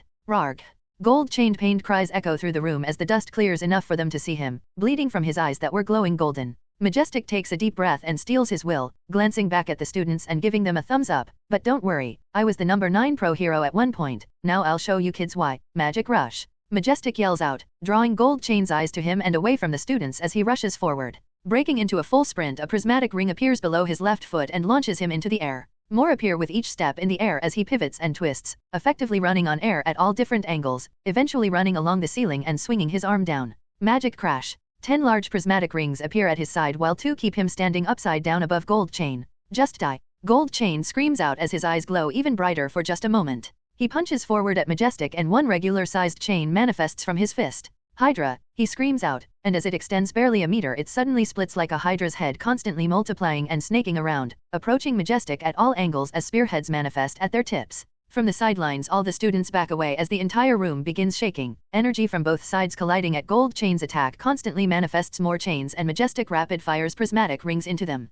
The air begins to heat up and the light is almost blinding. All the students shield their eyes as they begin to back away. Lizardy helps Cellophane back away as Mudman slams his palms down, softening the stone at Gold Chain's feet. As Gold Chain feels his footing becoming weaker, chains manifest from his legs and extend around, holding him aloft and away from the floor. This is intense, Mudman says as he backs away, after hardening the ground once more. I didn't know Sensei could fight like this, Genesis says as she backs away beside him. As they get to the others she makes some dark sunglasses and hands them to Lizardy and Rule so they could also see what was going on. Yeah, it's insane, Cellophane says as he winces, pain shooting through his feet as he tries to stand up, still supported by Lizardy. He's keeping up with that guy even after he took Trigger. Yeah, that's nice and all, but where the hell is Simon? Lizardy asks. I'm running down the hallways now, Simon says through their communicators. Is everyone alright? All Lizardy glances at Cellophane's injured feet.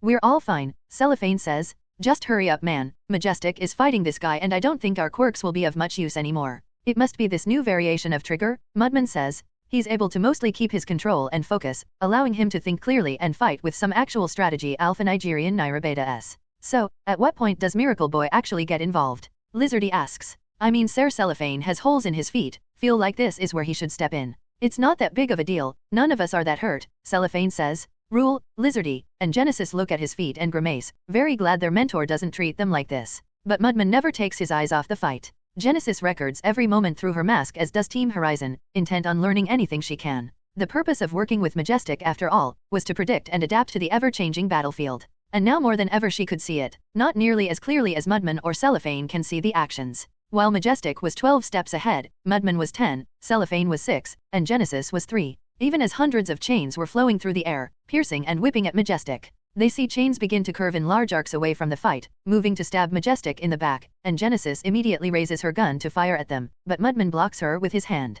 Don't fire, you'll throw off their rhythm, Mudman says. If you fire and those chains break, then when they repair they'll act like a hydra's head and keep multiplying. Let Majestic deal with this for now, trust your sensei. As he says this, Majestic casually waves a hand behind him and a large prismatic ring of energy forms, immediately collapses in on itself and fires out like a laser. It shatters the chains and follows their links, curving around the room all the way to the villain who pulls himself away from the attack at the last moment. Gold Chain is hit in the chest with another blast as he dodges the first, but an aura of golden energy envelopes him and takes the hit. As the explosion clears and the light fades slightly, they see the aura having a large crack in the chest area of it, which immediately repairs itself. A full body shield, huh? Majestic says with a wide grin. But you look tired. He immediately launches another volley of attack at the villain. As he batters Gold Chain with attacks that shake the room, causing cracks to appear in the walls and ceilings, shockwaves push the students toward the edge of the chamber. I'm here, Simon says as he rushes into the room. What's going on? That's the last guy we as Mudman is pointing at the villain. He is suddenly speechless as Gold Chain wraps himself in hundreds of chains, creating a thick sphere to defend himself. The chains begin glowing brighter and brighter as Majestic yells out, "Get down," and clasps both his hands together. Both his arms start glowing, energy flowing from his palms up his shoulder and to his chest, forming a small prismatic ring in the middle of his chest that hovers just above his body. Majestic fires his energy blast directly at Gold Chain, causing an explosion that shakes the entire base and the road above. Rule. Genesis creates something in her palms and throws it to her friend just as the explosion and light washes over them. Boom! Clouds of dust and bits of stone were across the room for a few moments, but when they cleared, all the students found themselves swimming in the floor. "Ugh, this is so gross," Lizardy says as they begin getting out of the small pool. Says the girl that breaks her own body apart. Mudman says, "Hey, swimming in mud is still gross. Swimming in stone and concrete actually." As they all get out, Genesis looks around, seeing the small blast shield she made for Rule to enlarge at the far wall behind them. "We didn't react fast enough, but luckily Juzo was here." She scowls at that realization, mentally berating herself. As they all get out and the ground is returned to normal, the entire room finally clears enough for them to see Gold Chain at the other side of the room slumped against the wall, blood flowing from his shoulder and mouth. And across from him, Majestic's hero costume is torn and tattered, sleeves and bits of the chest and back missing, bruised arms bare for everyone to see. "Wow," Simon says. "Yeah, wait till you see the replay," Cellophane adds. "Sensei, are you okay?" Lizardy yells out. Majestic gives them a forced smile and a thumbs up. "Yeah, but let's not tell my wife how dangerous this got." "Thank God this is over," Cellophane says. "Because honestly guys, my feet hurt." Mudman and Simon chuckle at that as Majestic begins walking over to them, only for Gold Chain to move. "Sensei." Genesis raises her gun at the villain as he brings an injector, housing a vial of green liquid in it to his neck. PSH. Her gun fires, but a moment too late as the new shot of trigger is injected into the villain. From his spot on the floor, Cellophane fires a line of tape at the exhausted pro hero and pulls him over to the students as Genesis and Mudman step forward, ready to fight. "Gold Chain, that much trigger could kill you," Simon yells out as the villain gets up, glowing brighter than ever with golden energy. "No, I can." Gold Chain's words are cut short as his shoulders slump. Brainwashing complete? Mudman relaxes and looks back at his friend. "Honestly man, your quirk is so ridiculous, glad you're on my team. And it's always impro." Simon stops speaking as his eyes widen, looking at the villain. He broke out. "What?" Mudman turns around to see the villain moving freely once more and immediately drops to place his palms on the floor, intended to trap the villain once more. But before he could touch the ground, the walls, ceiling, and floor of the room glow green and are seemingly coated in a thin layer of energy. From all the surfaces of the room, including the floor beneath them, spear-tipped chains begin launching at the heroes as they frantically evade. "Simon," Cellophane asks as he feels excruciating pain with each forced step until Majestic begins carrying them all on his prismatic rings. But even his rings were dulling now. "The trigger and injuries must be causing him pain," Simon says. "And pain breaks your control, damn it," Mudman says. "Genesis, any ideas?" As they continue avoiding the chains that were thankfully less accurate now that the villain was hurt and tired, they also notice the shield on his body returning. She looks at her allies, seeing them tired or injured, ideas spawn in her mind, but the risk of people being hurt was too much for her. So with no hesitation Genesis raises a hand to her communicator. "Horizon, we need backup." Hearing this, Mudman immediately takes out the metallic card Horizon gave him and throws it toward the floor, and the moment it's almost at the floor. Shambles? Appearing in the room, Horizon's eyes and brain are confused for a moment, his quirk not matching the visuals of what he's seeing. "Hard light, annoying," he says. Since he's so reliant on scan, light-based abilities are effectively invisible to him. If an attack is made purely of light, he simply cannot detect it, because to do so he'd have to detect all light within his room, which would make the room almost entirely solid within his mind since light is almost everywhere. And even he cannot separate individual light particles in real time. Shambles? Horizon warps scalpel into his hand as he sees a legion of chains descending down onto him, with a slash at the space between him and the chains. They all shatter as Amputate strikes out. Gold Chain's eyes lock onto Horizon, now ignoring the other, immediately causing chains from the walls and floor to manifest and rush toward Horizon. Horizon feels one of the chains manifesting beneath his boot, creating a pointy spearhead to stab him through the foot as it did to Cellophane. He instantly detects it as the material of his boot is deformed, even before his body can feel the pressure his room detects it all, still unable to see the hard light attack causing this effect. He immediately thinks to swap places with Gold Chain, but notices the man is attached to all the energy flowing through the room like one solid object. He cannot be warped without moving at all.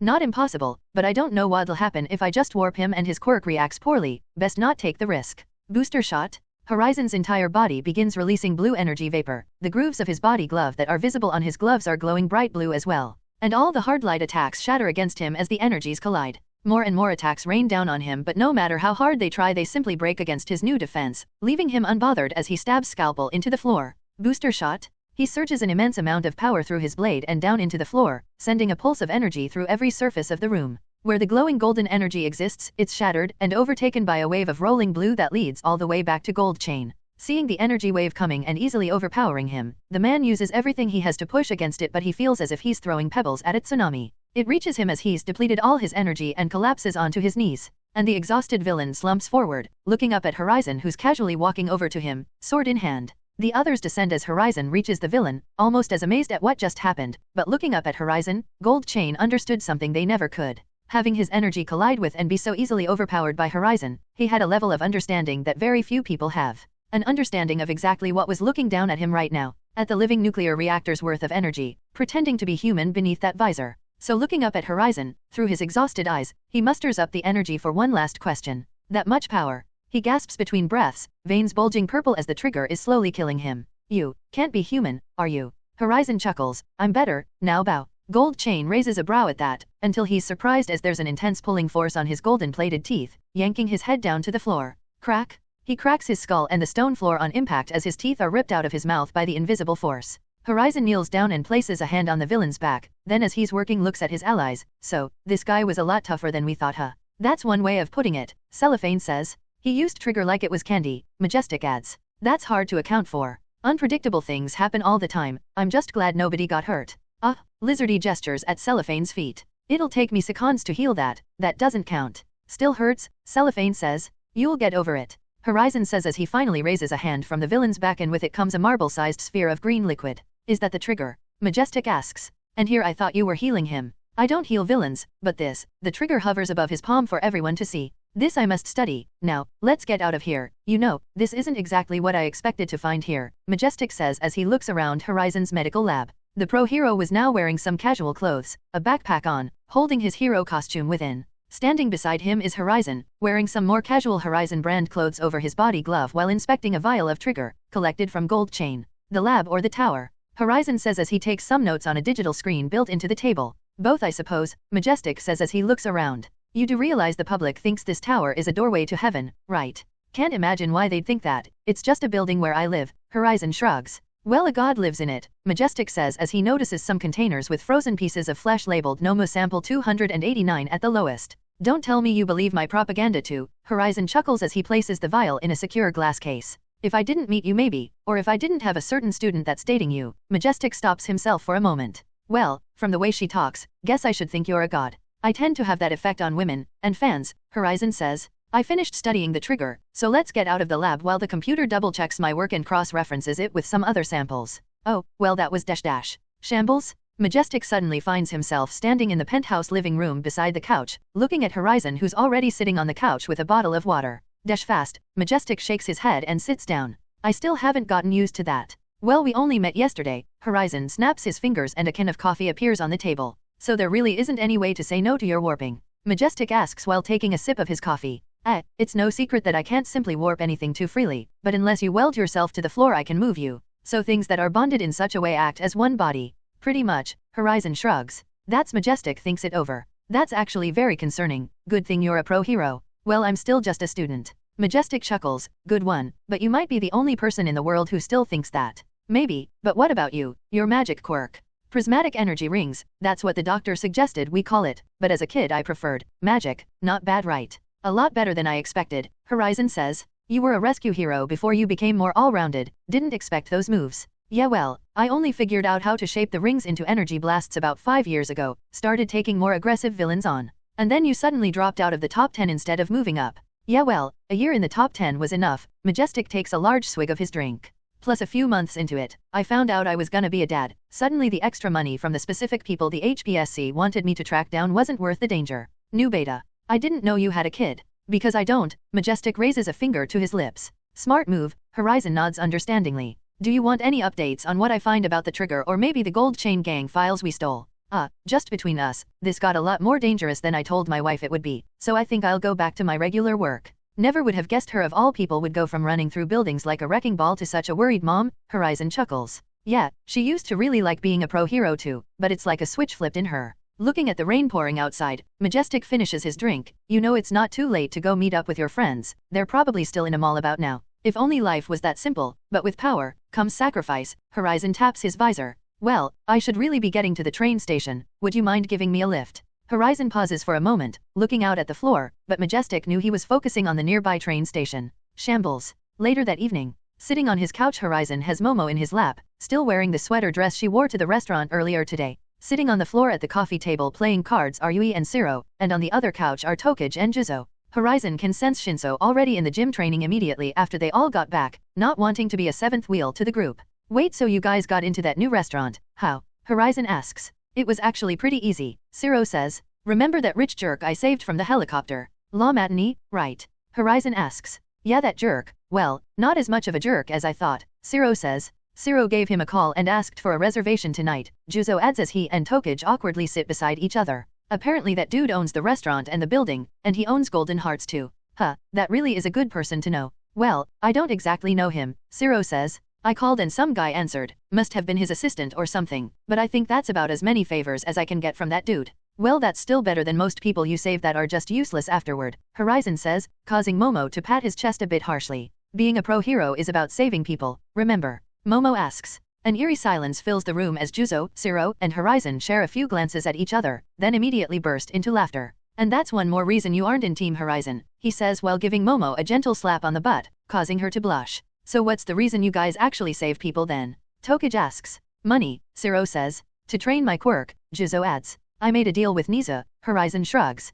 Oh, and Shinso just wants to show people that villain quirks isn't a real thing. Well, at least Shinso has a good reason, Tokage adds, giving Juzo an annoyed look. So the requirement is to be a selfish jerk. Selfish? Yes, I just happen to also be like this, Horizon says. Tokage groans and holds her head dramatically. How did the two kindest, most gentle, and compassionate girls in our classes fall for you people? Ugh. Hey, Siro yells out. I'm a great person. And I'm Horizon, who else would she be in love with? Deco, he laughs. Horizon likes to act like a jerk, Momo says. But nobody who truly believed most people were worthless would dedicate themselves so full to helping people. Are you sure about that? Tokage asks. Momo gestures around them. We're sitting in a monument built out of his desire to help people, so I feel fairly confident about that. Maybe I'm just a horrible person that takes jobs they accept seriously, Horizon says, earning a concerned look from Momo. After giving him a scrutinizing look, she frowns and shakes her head. No, that doesn't make any sense, she says before leaning back into his chest. Anyway, how was the shopping today? Horizon asks, and as the girls begin talking he focuses on Juzo and Setsuna, who were still sitting awkwardly, constantly stealing glances at each other.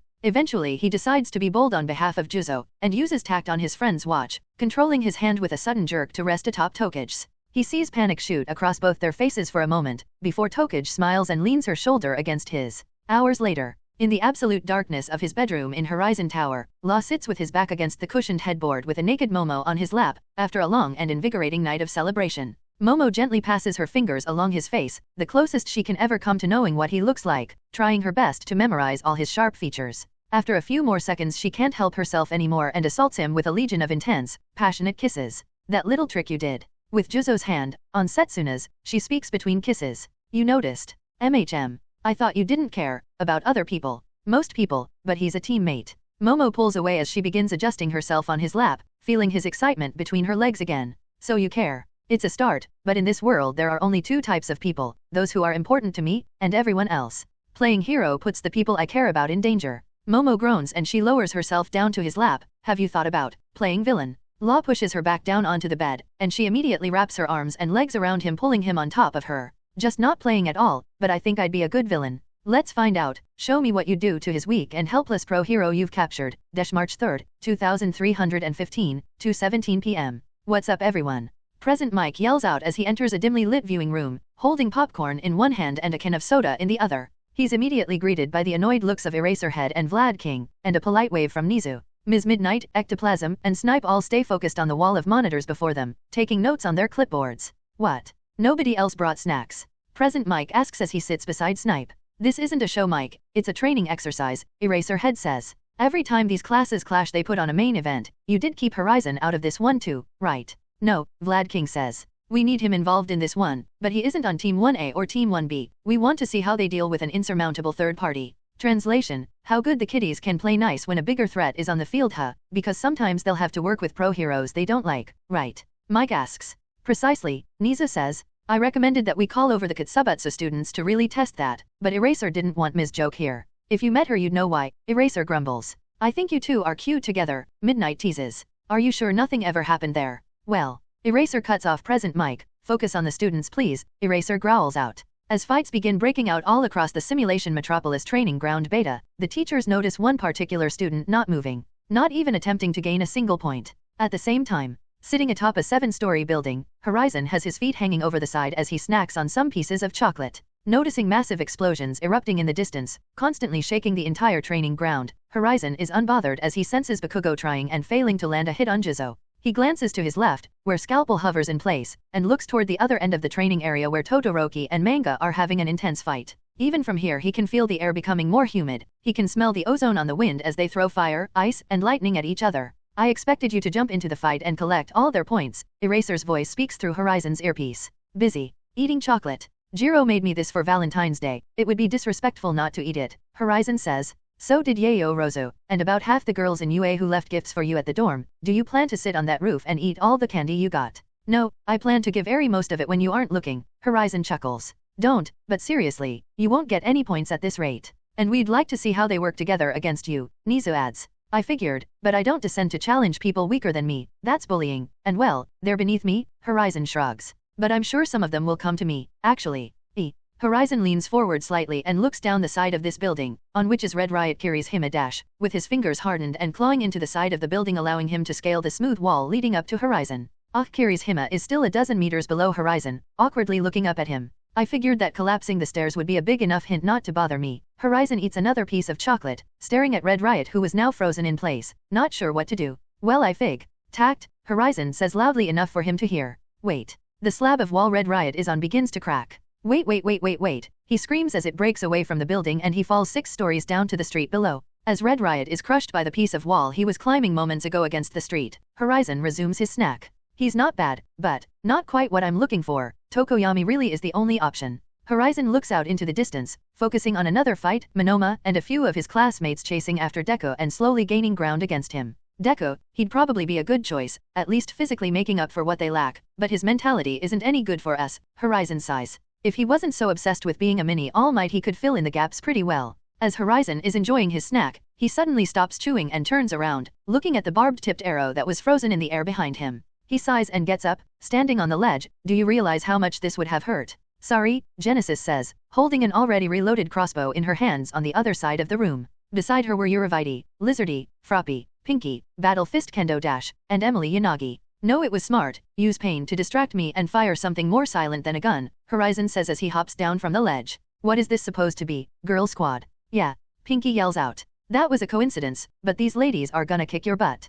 Kendo yells as she rushes forward. As she covers the dozen meters between them, Horizon pops a piece of chocolate in his mouth and frees his right hand, ready for her assault. As she swings her fist forward she enlarges her fist midway through the attack, earlier than she's been training to do, costing her some power on the potential impact. But the massive fridge-sized fist served a secondary purpose. As she swings he doesn't seemingly react, until shambles? He swaps places with her, causing her to punch the air. As he swapped he was met with 100 telekinetically controlled shuriken, courtesy of Emily's telekinesis quirk and Genesis's creations. TAKT? Having already sensed the blades they attempted to hide behind Battle Fist, fully expecting him to simply swap places they had already thrown them at their friend's location, but his ability to sense and stop each blade surprised them. But they reacted instantly. Battle Fist pivots, using the force of her first punch and swinging around to swat him away. Doing a full spin she's suddenly surprised when she feels 100 blades pierce her enlarged hand. Ah, she cries out as blood splatters across the rooftop. At the last moment Horizon had swapped places with her once again, causing her to slap the blades full force.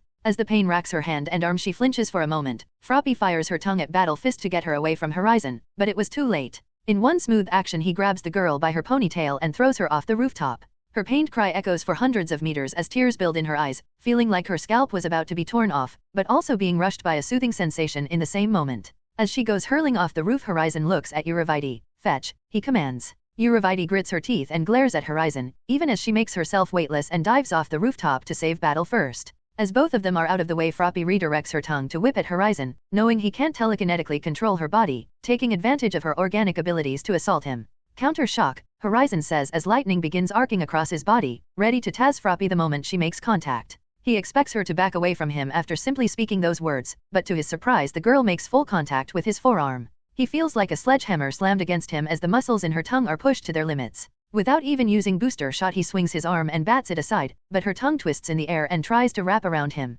Counter shock, Once again lightning crackles across his body, and she doesn't hesitate to wrap her tongue around him anyway. Shambles? He swaps places with Genesis, directly beside Emily, who he grabs by the throat. He sees the fear in her gray eyes, pupils focusing as his heart rate immediately skyrockets. Counter shock, he says quietly, sending a surge of lightning through her, more than enough to put her in the hospital, but nothing happens to her. And then he notices a device beneath their clothes running through their boots, grounding them and keeping their body safe as the current flows across it through to the ground. Genesis, he mutters while yanking Emily forward, slamming her head into his visor while reinforcing it with booster shot, knocking her out, and holding her off the floor. As he does so, Uravite swings over the side of the building with a combination of her quirk and grapnel gadget, Battle Fist in her arms. She does a spin and throws Battle Fist at him, and the girl rears back with her one good hand as the bandaged hand hangs at her side. Seeing her incoming, Horizon casually throws Emily over the side of the building and raises a palm to Battle Fist. "You jerk!" Uravite yells as she once again dives over the edge to save a friend. This time Battle Fist perfectly executes her punch while rocketing down at Horizon, enlarging her fist at the apex of her swing to maximize the damage.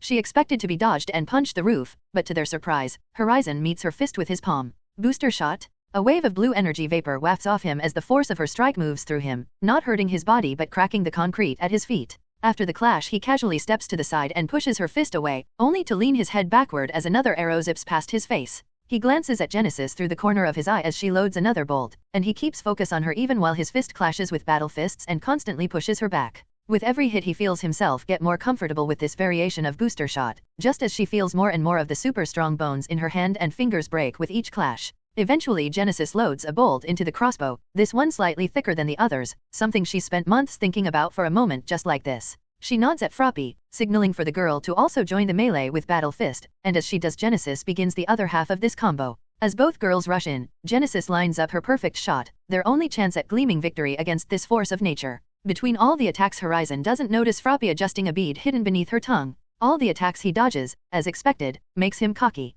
The girls expected this, and they truly were doing their best, because he would notice otherwise. But they knew they could beat him head to head. Yet instead of a true victory, they only wanted progress. If they could land one hit, it would be enough for them. Uravite returns to the rooftop with Emily now awake in her arms and land beside Genesis. The girls share a few glances and immediately get to work. As the fight goes on and Horizon toys with their friends, Uravite uses her quirk on Genesis's unique bolt, and Emily activates her quirk on it. Her face immediately drenched in sweat as she pushes her quirk to the absolute limit. And at the perfect moment where Horizon sidesteps an enlarged fist from Battle Fist, Genesis fires her weightless bolt. It moves faster than any bullet or artillery, much faster than Horizon expected, but still slow enough that he can react to it. Because even this projectile couldn't outdo the speed of his thoughts. But he didn't react to it, by choice, because as he sidesteps Battle Fist's arm, the projectile slams into her forearm, shattering it completely and barely missing his head. But what he didn't expect was for it to collapse in on itself on impact, releasing an orange gas that instantly clings to his hero costume and visor. A combination of Emily's quirk and Genesis's special creation built with the extremely rare material of his costume in mind.